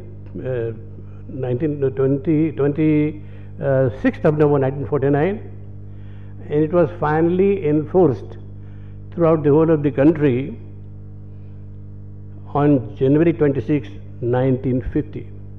And there is a little exception about Kashmir, but well, that is not material for the purpose of today's paper. Well, I may only say that the preamble of our Constitution reflects the high purpose, aims and objects which the government for the time being must implement. It is well said that the Constitution, that the preamble is the soul of the nation. From it flows the entire philosophy of our Constitution. Now, I may put a little background of this. Our Constitution is the mandate of the people of India. It is a mandate to restore to the nation all those aspirations and liberties of which they were deprived through its history of foreign invasions and exploitation. So the historians, referring to the writings of the Chinese travelers Fa Hin during the reign of Chandragupta Maurya, Chandragupta II Vikramaditya in 380 to 413 AD, and Hyun Song 2 centuries later, tell us that the people in ancient India were happy, had set up houses of charity which were where shelter, food, drink, rest were supplied to travelers. There were areas, especially in South Bihar, noted for wealth and prosperity of its cities and benevolence and righteousness of the people. The king ruled without decapitation and other corporal punishment. The people yielded more than fairness required. It was charity. They would not take anything wrongfully, no crime, and kept their sworn promises. You see, all these things you will find in the book known as An Advanced History of India, written by historians R.C. Majumdar, H.C. Rai Chandani, and Kala Kinkar Datta. It is there. Now, the Muslim invasions from 11th century onwards, the Muslim invasions from 11th century onwards, down to the Mughal period, changed all that for the worse. Rulers' tyranny spread all around. The advent of Europeans in the 16th century and the British from 17th century, ostensibly in the name of mutual trade, culminated in British rule over India. And although British inducted modernism, large-scale exploitation of Indian resources followed. Liberties were curtailed and India was impoverished. A social order which had ensured justice and service to the people by the king since time immemorial was destroyed by foreign rulers. Manu Smriti, chapter 9, verse 311 lays down that just as Mother Earth gives equal support to all living beings, so also a king should support all without any discrimination. Kautilya's Arthashastra, Mauryan Empire period 300 BC, prescribed that in the happiness of his subjects lies the king's happiness. In their welfare, his welfare. Whatever pleases himself, the king shall not consider as good, but whatever pleases his subjects, the king shall consider as good. That was provided in Article 225(1). Everyone had the right to an ecologically balanced environment, which is a public good, for the people's use and is essential for a healthy life. The government and the community have a duty to defend and to preserve the environment for present and future generations.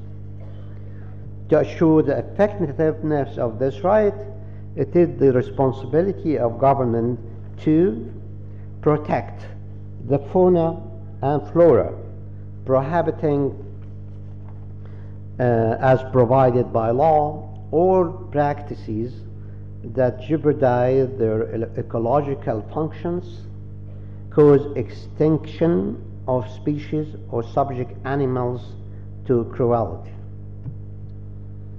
Brazil's constitution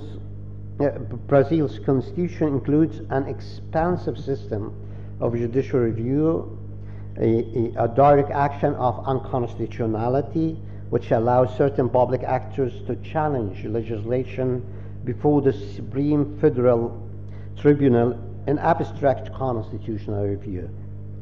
Through these cases, the Supreme Federal Tribunal has declared unconstitutional local legislation that permits cockfighting. More significantly, the Supreme Federal Tribunal has made clear that Article 225 applies to all animals and is not limited to wild animals or endangered species. In Slovenia adopted a new constitution following its independence from Yugoslavia. Its 1991 constitution provides in Article 72 that everyone had the right, in accordance with the law, to a healthy living environment.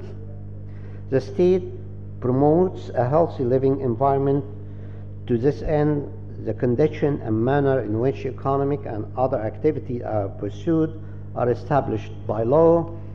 The law shall establish under which condition and to what extent a person who has damaged the living environment is obliged to provide compensation. The protection of animals from cruelty shall be regulated by law. And the last example is Luxembourg, which introduced a constitutional amendment to its constitution adopted in the year 2007 that reads: the state guarantees the protection of the human and natural environment, by working for the establishment of substantial balance between the conservation of nature, especially its capacity of regeneration, and the satisfaction of its needs of present and future generations. It promotes the protection and well-being of animals. The language and with the other combine concern for the environments along with human and non-human animals, and is understood to be similar to a state objective as in Germany, and does not create directly justiciable rights. But what lessons we draw from all these comparative experiences? There are a few lessons. Let me just confine them to two. The first one would be that environmental law on the constitutional level can help pave the way for the constitutional animal protection. We have seen this from all these experiences as environmental law provision, as I have tried to convey to you, are well accepted and exist in most constitutions, as has been seen. Advocate of constitutional animal protection might be served by aiming for amendment to those existing environmental provision, or in case of new article or completely new constitutional animal protection advocate might want to attempt to include their language in the environmental provision that are expected to be adopted. The second lesson is that the environmental constitutionalism can help suggest ways to construct protection for non-humans. Many of the animal provisions discussed are phrased as a state obligation to protect animals. There is parallel in environmental law, a state obligation to protect the environment. Constitutional environment protections are also commonly phrased as individual human rights, a basic human right to a quality environment. This phrasing can often create direct rights that individuals can use or can sue to enforce on domestic level. And what can be learned about the environmental example for the case of animal? What is the ideal way to phrase animal protection in a constitution? If there is a right, whose is it? Who is that? The parallel to human rights to a healthy environment would be a human right to animal protection. There is significant evidence for the idea that the protection of animals leads to the improvement of human society, often referred to the link between animal abuse and the abuse of humans. The link theory will provide support for the idea that humans have a right to the protection of animals or the prevention of cruelty to animals, since the failure to protect animals actually causes harm to humans. And since ultimately humans are the enforcers of any protection that animals are given, perhaps this kind of phrasing, while initially sounding awkward, is essentially what it really means when animals are given legal protection. I'm so sorry that I'm getting to be more, using a lot of complicated terminology, but this is due to the fact that I've highlighted at the beginning of my address. This is a very technical topic. This has been new, hasn't been addressed quite commonly at the comparative level. There are different experiences that have been really brought about in different judicial jurisdictions based on their constitutional texts, which are not universal, are not common. We had still to do a lot of research in this area to find commonalities among these different jurisdictions. And until we do that, we just really bit our effort trying to just go through them and find what different jurisdiction each of them would deal with the question of animal protection from a constitutional point of view. And I feel I should stop at this point and allow you later on, whenever, I don't know, to receive. I will be happy to receive some questions whenever needed. Thank you. Yeah, can I do this now? Okay, yeah. I'll be very happy.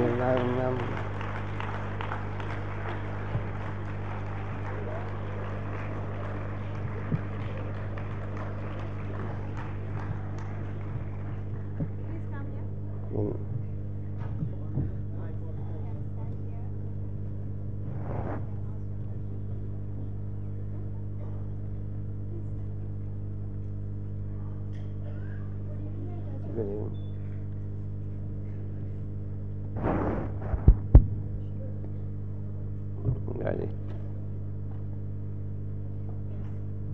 I'm ready. Yes, please. Please Good go evening, ahead. and Jajagat sir. Yeah, My good question to you is, do environmental laws prevent inordinate and exaggerated use of natural resources? I can't speak it. Do and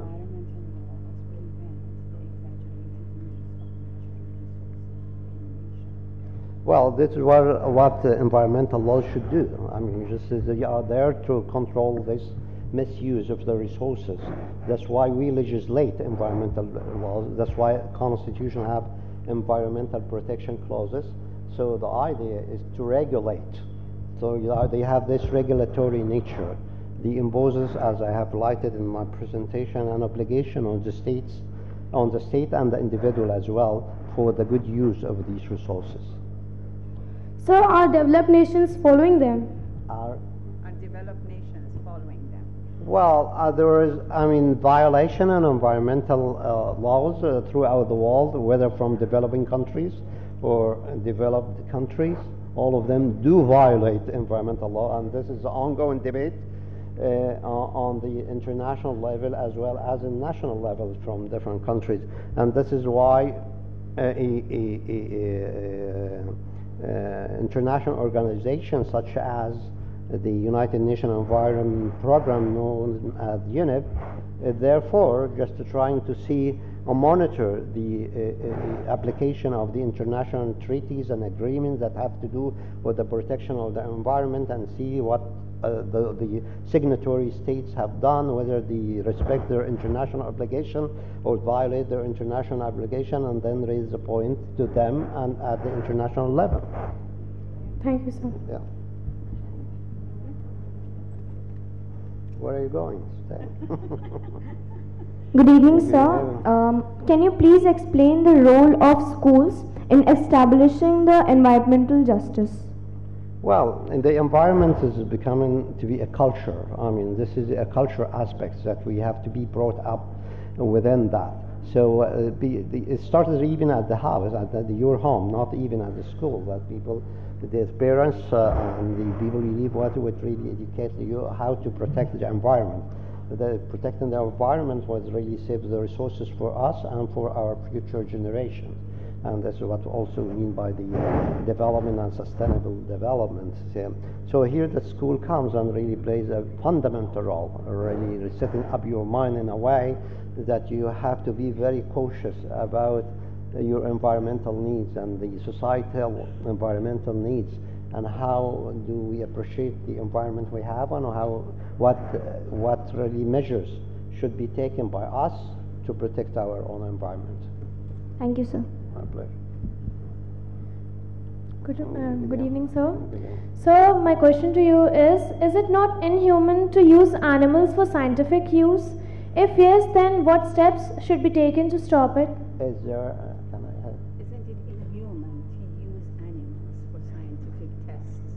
Mm-hmm. And if it is so, then what steps can be taken to protect animals from this? Well, this is very much has to do with what I've been trying to address.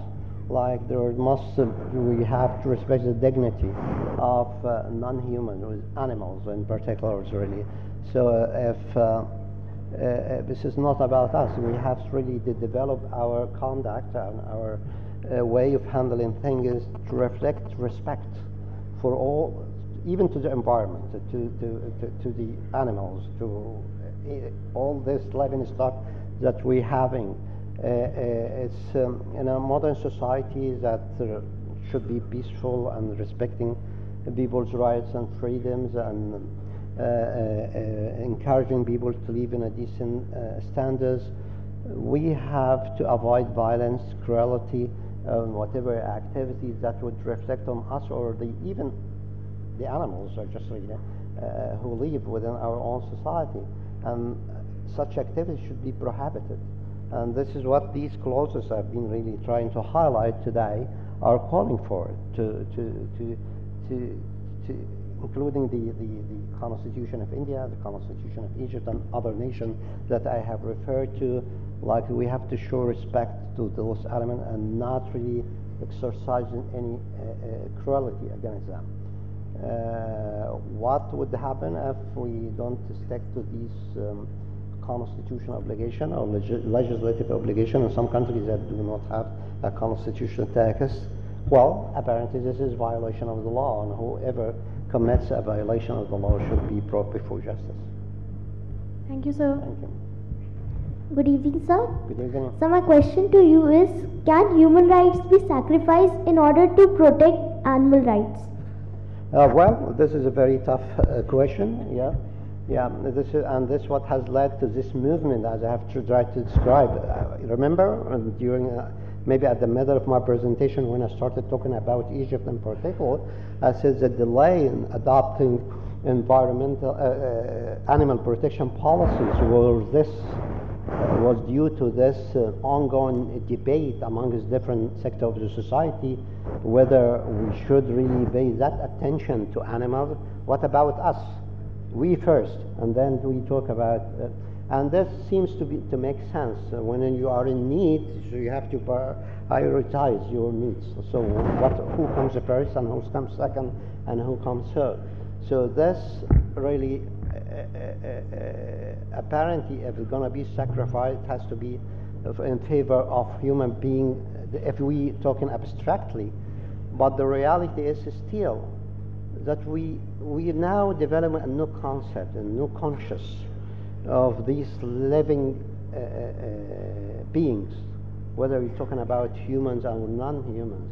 They all have to be respected within a society. If we agree to this point, so then the idea of having really sacrificing one in favor of the other would be really non-existent. So theoretically, human beings definitely come first.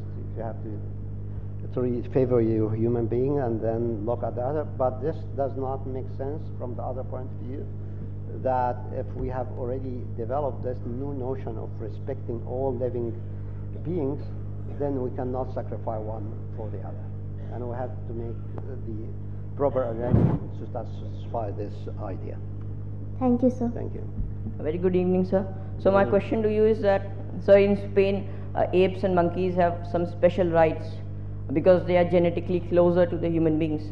So do you agree with this, sir, this point of view? Well, they are animals, non-human. They have to be respected, as I have tried to, like any other animals. The fact they are monkeys does not give them really special status. From a constitutional point of view. Thank you. Thank you. Thank you. My pleasure. Thank you. Anything else? No. Thank you very much. I'm John. We are done. Thank you, Honorable Justice Dr. H.C. Adil Omar Sharif, for throwing light on that new concept and topic for students especially. And now I invite Honorable Mr. Justice Kamleshwar Nath, former Judge, Allahabad High Court, India. And students, this is going to be something very interesting. You would get to know about your own constitution because Sir would be discussing the salient features of the Constitution of India today with us. Please put your hands together for Sir.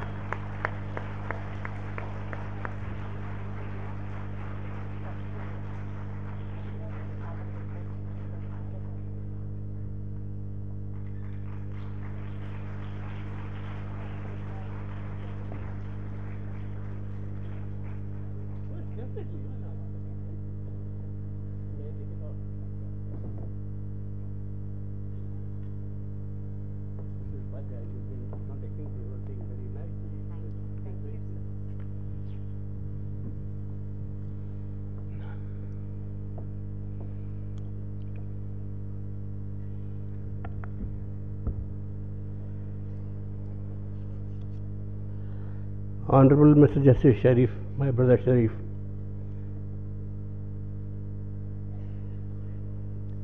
Mrs. Upadhyay, dear children, friends, ladies and gentlemen, I congratulate Mr. Jagdish Gandhi and the CMS for persisting year after year into holding these conferences in the interests of world peace.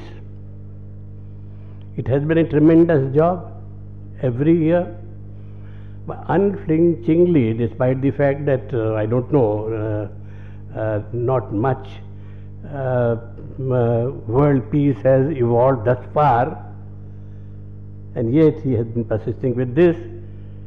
I congratulate Mr. Jagdish Gandhi and his team. Regarding the constitutions, we have a wonderful sentence, an opening sentence of my brother Sharif. Constitution is the father of laws. That is what he said. Very true. Any law which violates or conflicts with the provisions of the Constitution is void. That is what Article 13 of our Constitution of India, expressly says.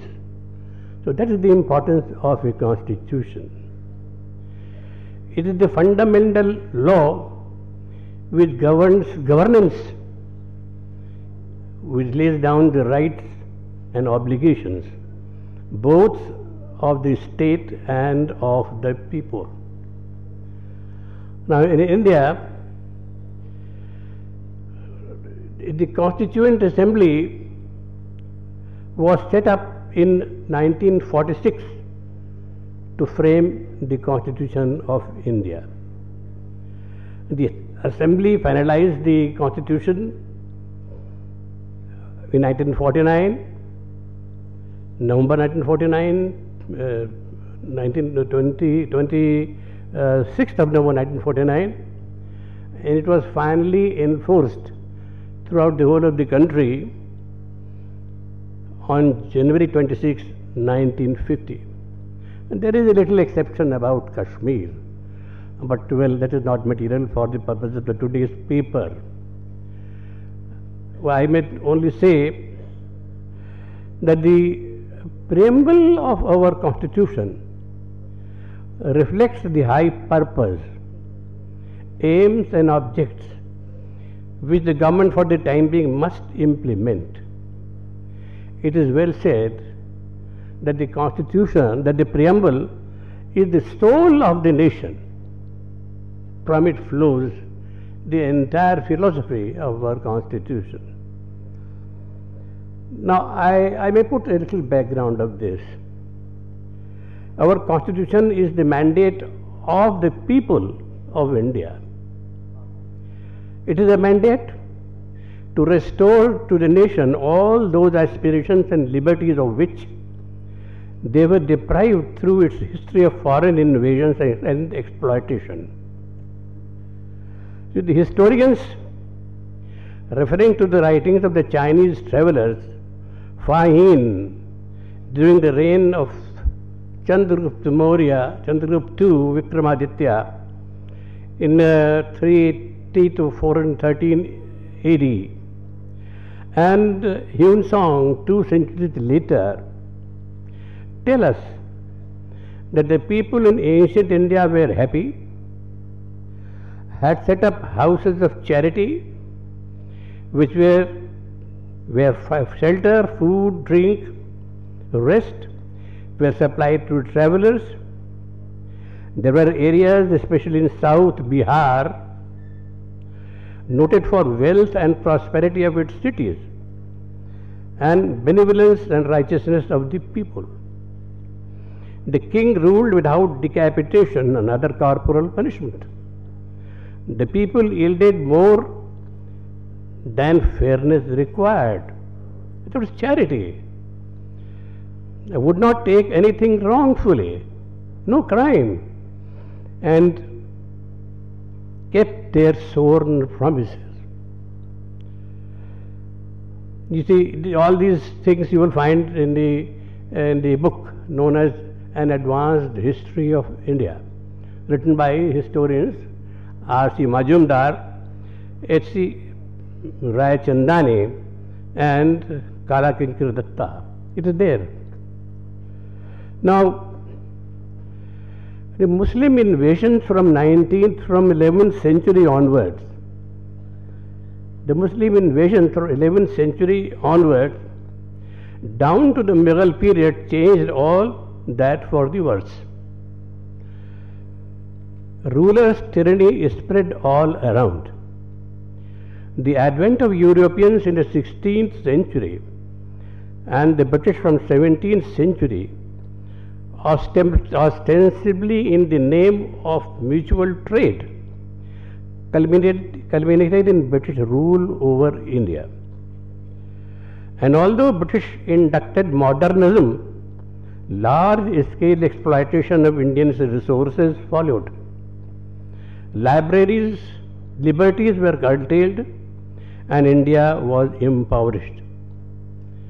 A social order which had ensured justice and service to the people by the king since time immemorial was destroyed by foreign rulers. Manu Smriti, chapter 9, verse 311 lays down that just as Mother Earth gives equal support to all living beings, so also a king should support all without any discrimination. Kautilya's Arthashastra, Mauryan Empire period 300 BC, prescribed that in the happiness of his subjects lies the king's happiness. In their welfare, his welfare.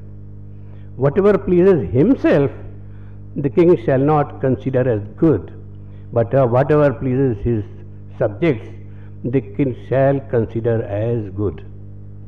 That was the ancient India.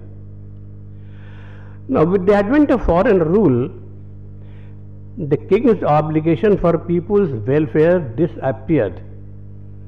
The movement for freedom of India from British imperial rule saw use of brute force against Indians who suffered great sacrifice. The establishment succeeded in breaking up the Indian society on communal lines, and finally India was partitioned, carving out Muslim majorities area named as Pakistan. It is in this background of history India attained freedom from foreign rule. And the framers of the Constitution therefore took care to ensure restoration of rights lost or curtailed, and the preamble sets out the aspirations in the following words. As I said, preamble is the soul of our Constitution. I will read it out to you, and please watch carefully. We, the people of India, having solemnly resolved to constitute India into a sovereign, socialist and secular democratic republic, and to secure to all its citizens justice, social, economic and political, liberty of thought, expression, belief, faith and worship, equality of status and of opportunity, and to promote among them all fraternity, assuring the dignity of the individual and the unity and integrity of the nation. In the Constituent Assembly, 26th day of November 1949, do hereby adopt, enact and give to ourselves this Constitution. This is the Constitution. These are the aspirations of the Constitution. Now it is the command of the people of India, that is important in the preamble. It's the people of India. It is the command of the people of India. History taught us to suspect the ruler. History taught us to suspect the ruler.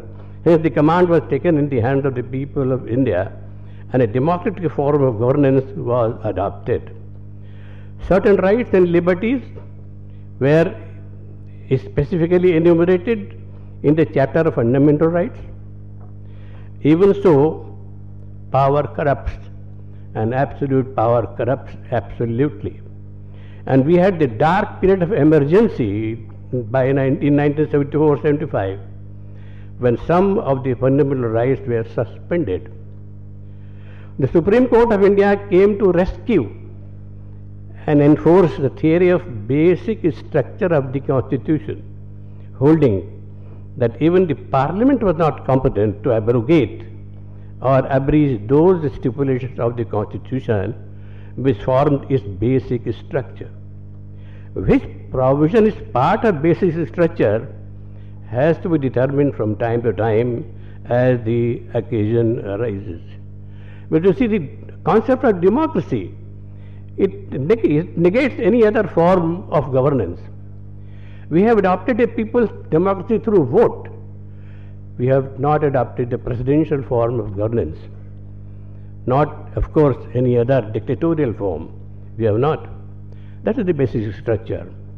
Even so, democratic form of governance with adult suffrage in Article 326, an independent election commission in Article 324, integrity of the nation, federal structure of sharing powers between central and state governments in Part 9 of the Constitution, independence of judiciary are inherently fundamental to the Constitution of India. Other salient features of the Constitution are right to life under Article 21. Now this right to life includes a right to privacy.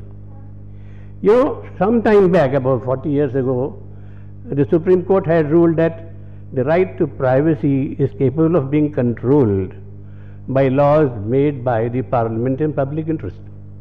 Now, the latest ruling, just only a few months ago, the Supreme Court have said, no, the right to privacy is an absolute right. Now, what is privacy is a matter to be determined in course of time when the issue arises. But once there is right of privacy, it is a fundamental right. It cannot be encroached upon by any law, any individual, any public authority. That was about the right to life. No fetters. When a person is arrested, there used to be handcuffing or fetters. No fetters. Supreme Court says no fetters. No salary confinement. And so far as press is concerned, a free press, no pre-censorship of news or comments. These are appertaining to right to life. There are many other. The right to education of children, now under the age of 6 to 14 years.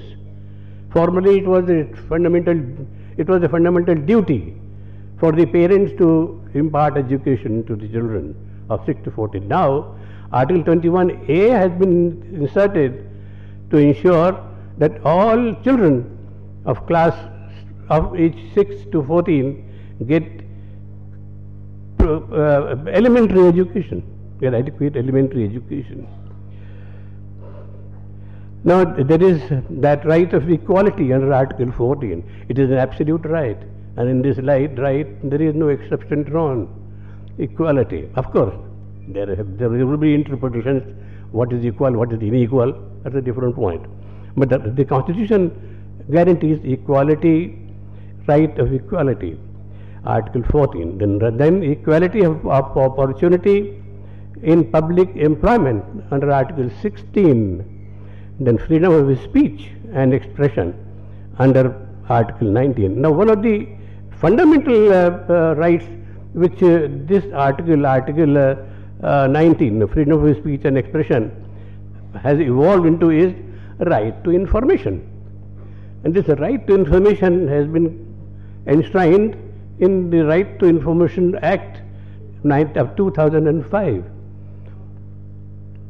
The idea is to guarantee transparency and accountability of all public office, all public exercise of public power.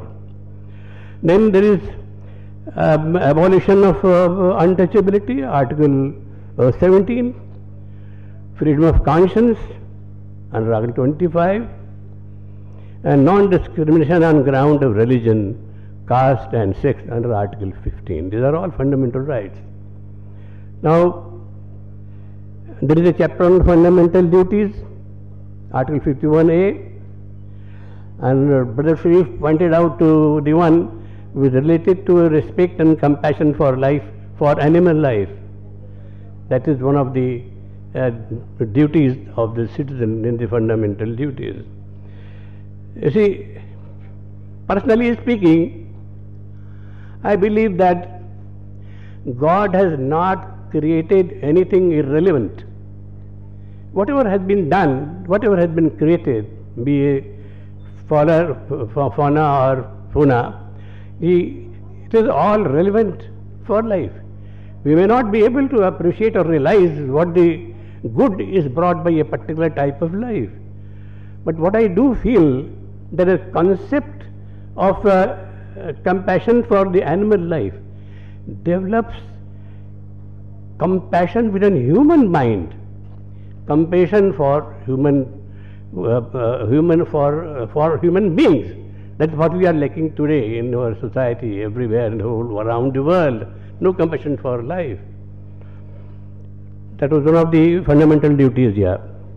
Now, while guaranteeing the equality of on ground of sex, a special provision is made for protection of the interests of women and children in Article 15. Now, this is very important for India.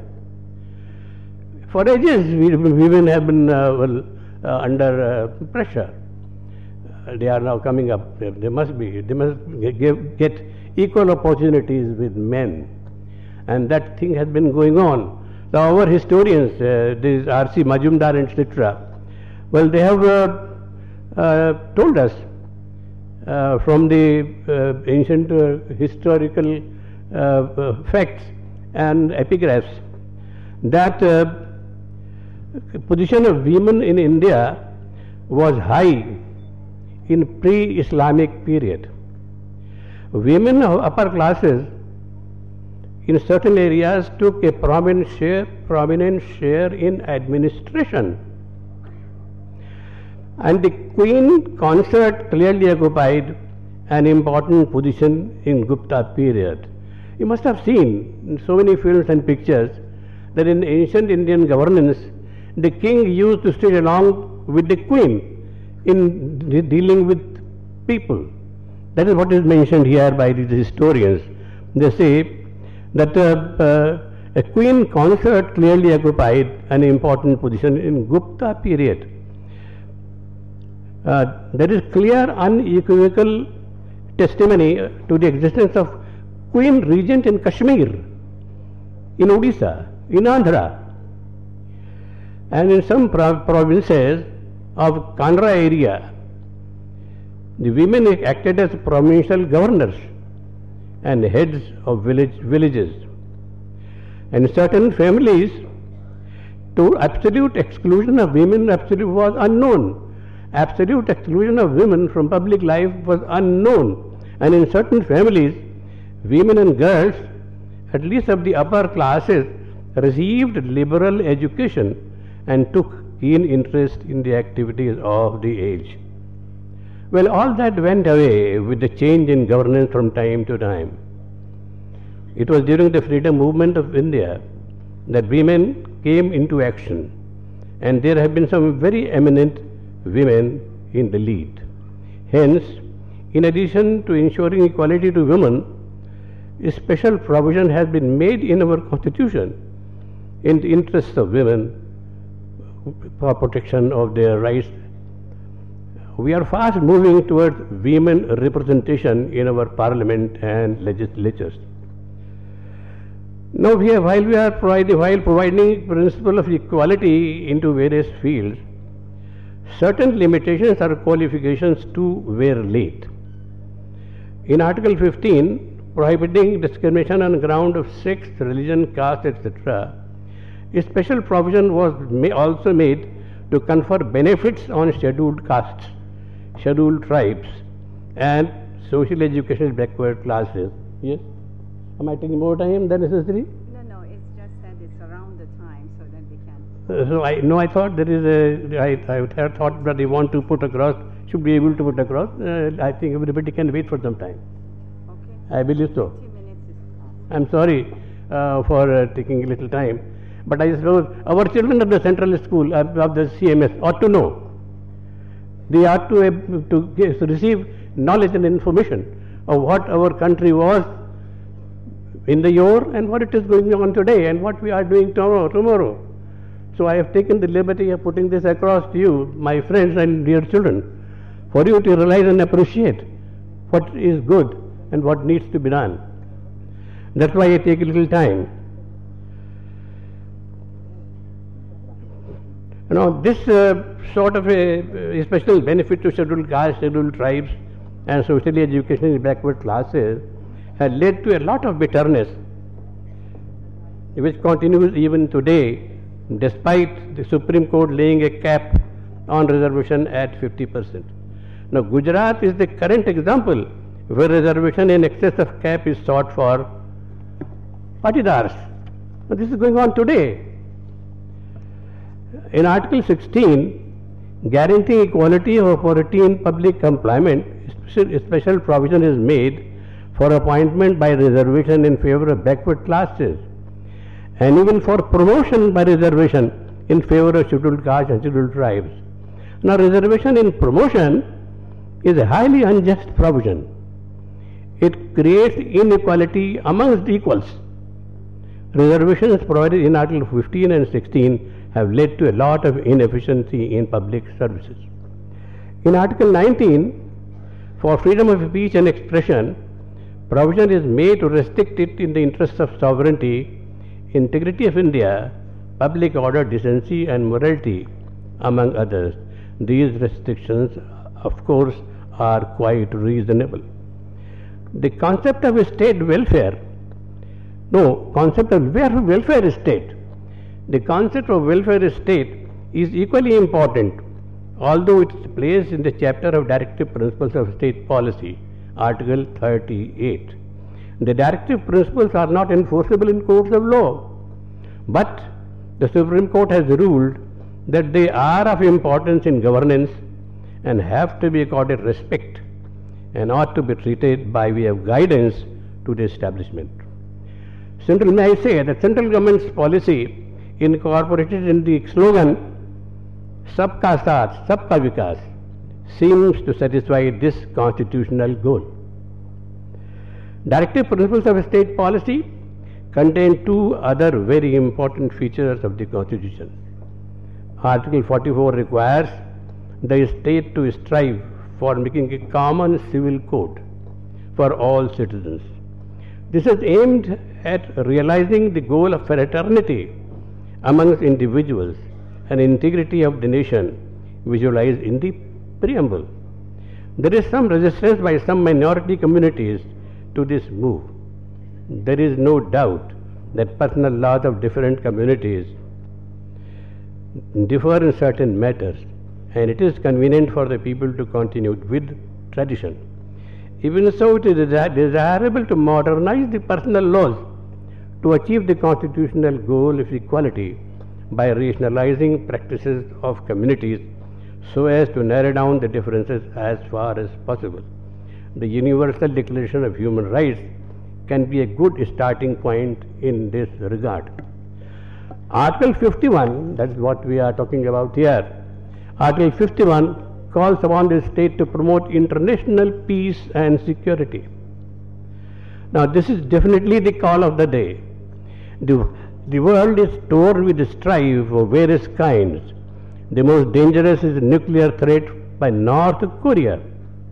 It threatens annihilation of the earth.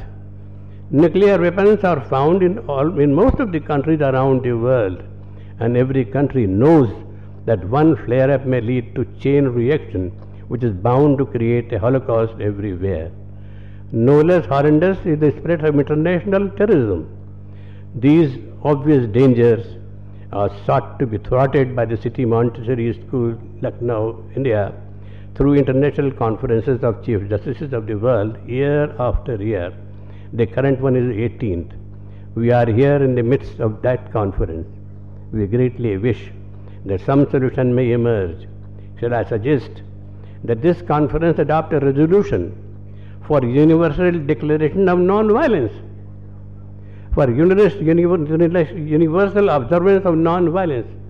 Its implementation may be difficult, but let it begin in the minds of nations, for where the mind goes, the body will go someday. Thank you.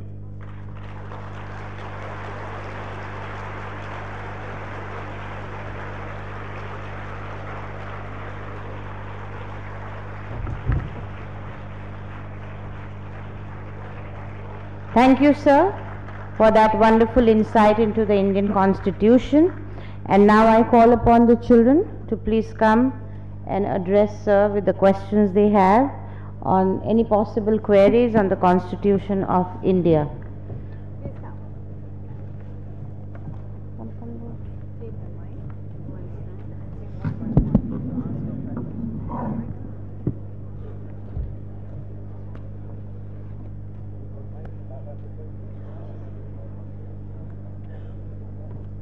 So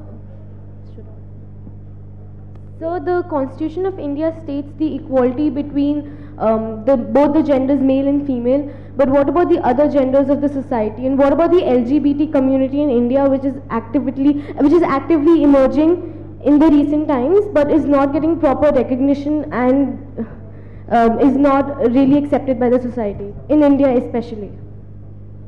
So far as our Constitution is concerned, it guarantees equality, and there should be no difficulty anywhere to give them same status and opportunity as are available to men and women. I do not know, I am not aware of any law which prohibits them from getting into any vocation of life or disqualifies them from any public job. They can, it's only a question of their education, their cultural achievements. If they educate, if they take education and go forward, it's possible for them to attain anything which India is able to offer in its constitutional setup. But sir, India still has not legalized same-sex marriage, whereas other countries such as the United States of America has. So when will that step take place? Because that hinders the human rights of the citizens and the fundamental rights of the citizens of India. I am not aware of the true position about that. But you know, personally speaking, what is against the order of nature should not be adopted by human beings. So long, you see, there is nothing wrong in living together. We have developed the philosophy, theory of what we call, what is it known as? Living together. I mean, they are living, persons of the same physical makeup are living together. So they can live, there is no problem about that. But we must appreciate and understand that the laws of nature are true laws, and the mills of God grind slowly, but they do grind exceedingly fine. If you go against the laws of nature, against the laws of God, it will not take much of a time for you to dissolve yourself. Good evening, sir. My question to you is, Do you get influenced by media trials or take media suggestions as assumptions into consideration while passing the verdict? No. No. Our procedures are governed by the law of evidence and the codes which lay down different procedures. And independence of judiciary means that it is independent of all influences from all sides. And media is also one of them only. It's very sad that in India, media is trying to, well, for its own popularity, trying to get into affairs where it should not. But so far as judiciary is concerned, you may rest assured, no judge will be influenced by anything which the media brings on the public screen. Thank you, sir. Very good evening, sir. So my question is, sir, how does it affect the judiciary while passing a law, sir, if the state mechanism, that is the crime investigating agency, doesn't bring or fails to bring a clear case in front of you? So, example, in the Arushi Bora murder case, it happened. So, sir, how it affected the judiciary? What do you mean? You mean that if the investigation doesn't function well, what to do? Right. That's what you want to say? Right. Well, I'll tell you. There has been some very unfortunate development in our political body politic. We ought to have had men who are men of integrity in governance. But as you know, during the last 30 years or so, that expectation stands belied.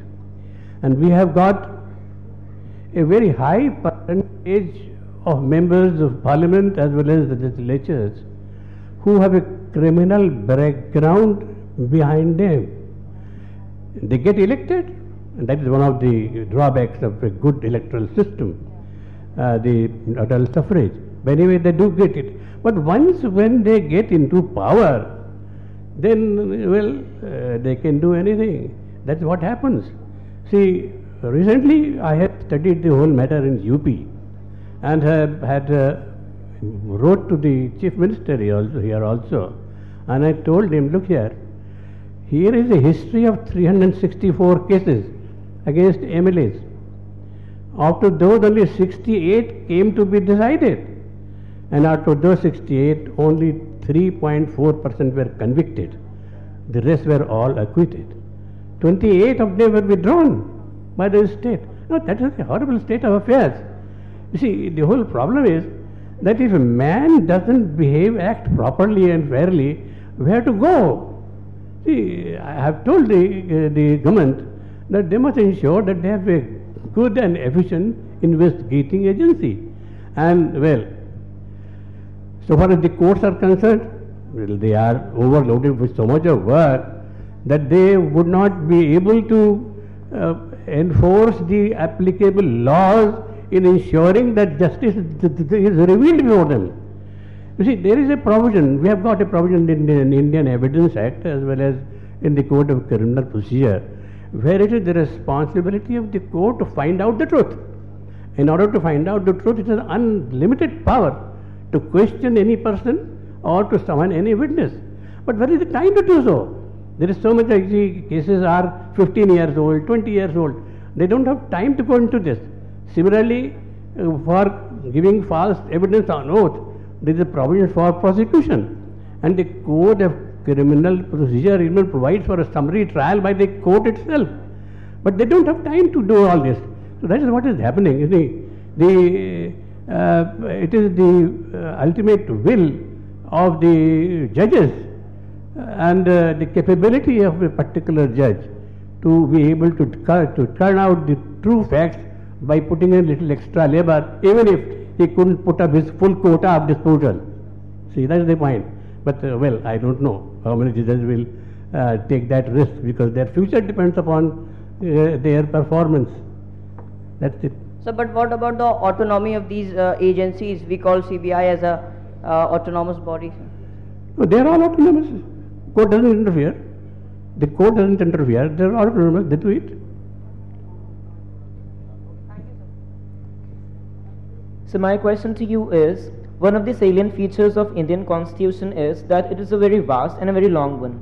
So is it a reason that why we cannot effectively enforce our constitution? No, the constitution, as my brother said, is the father of laws. It creates laws.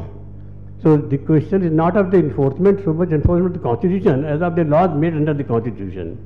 Now our problem is that we lack implementation of the laws as they are. The whole problem is that the laws, your daily experience at the road crossing will be what?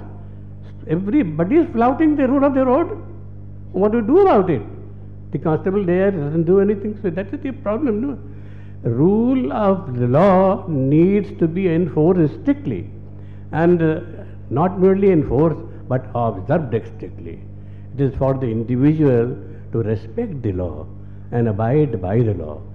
Till this psychology is developed by every Indian citizen, the problem of crime will never be sorted out, and problems will not be solved within time. Thank you, sir. Good evening, sir. So the constitution says that India is a secular country, but we have many instances in India of communal violence. Why is it so?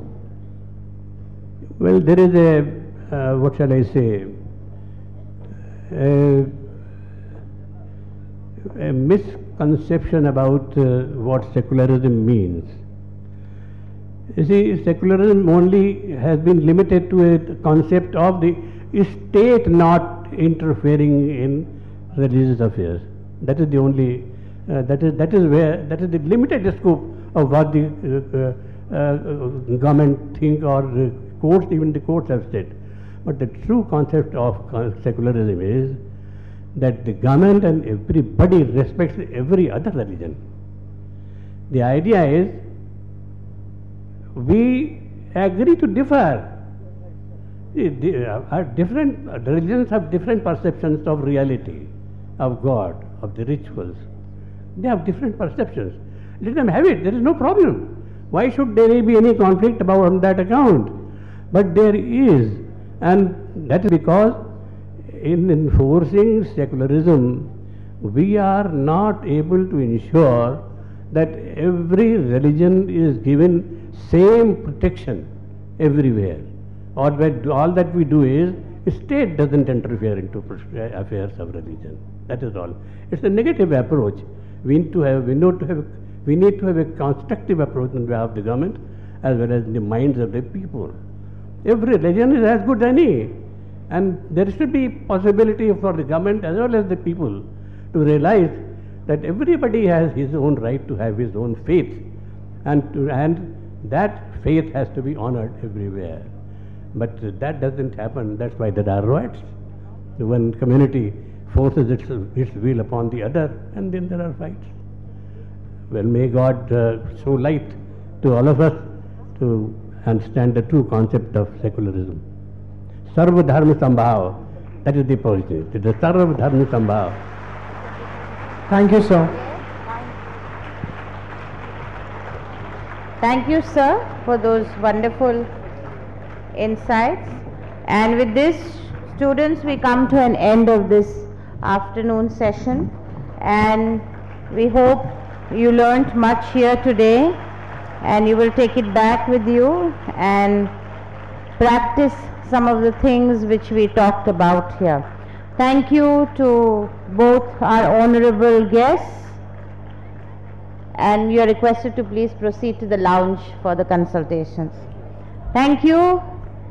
Bye-bye, students.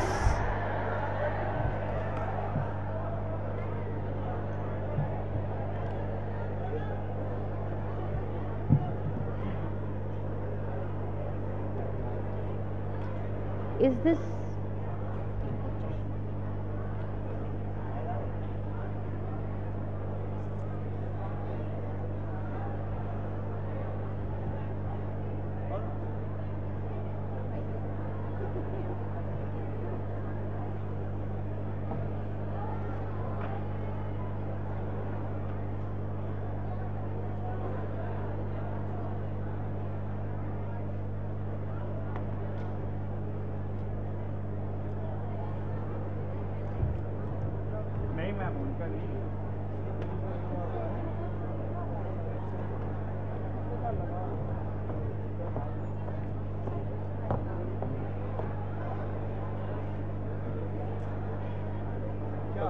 कल आज छूट गया।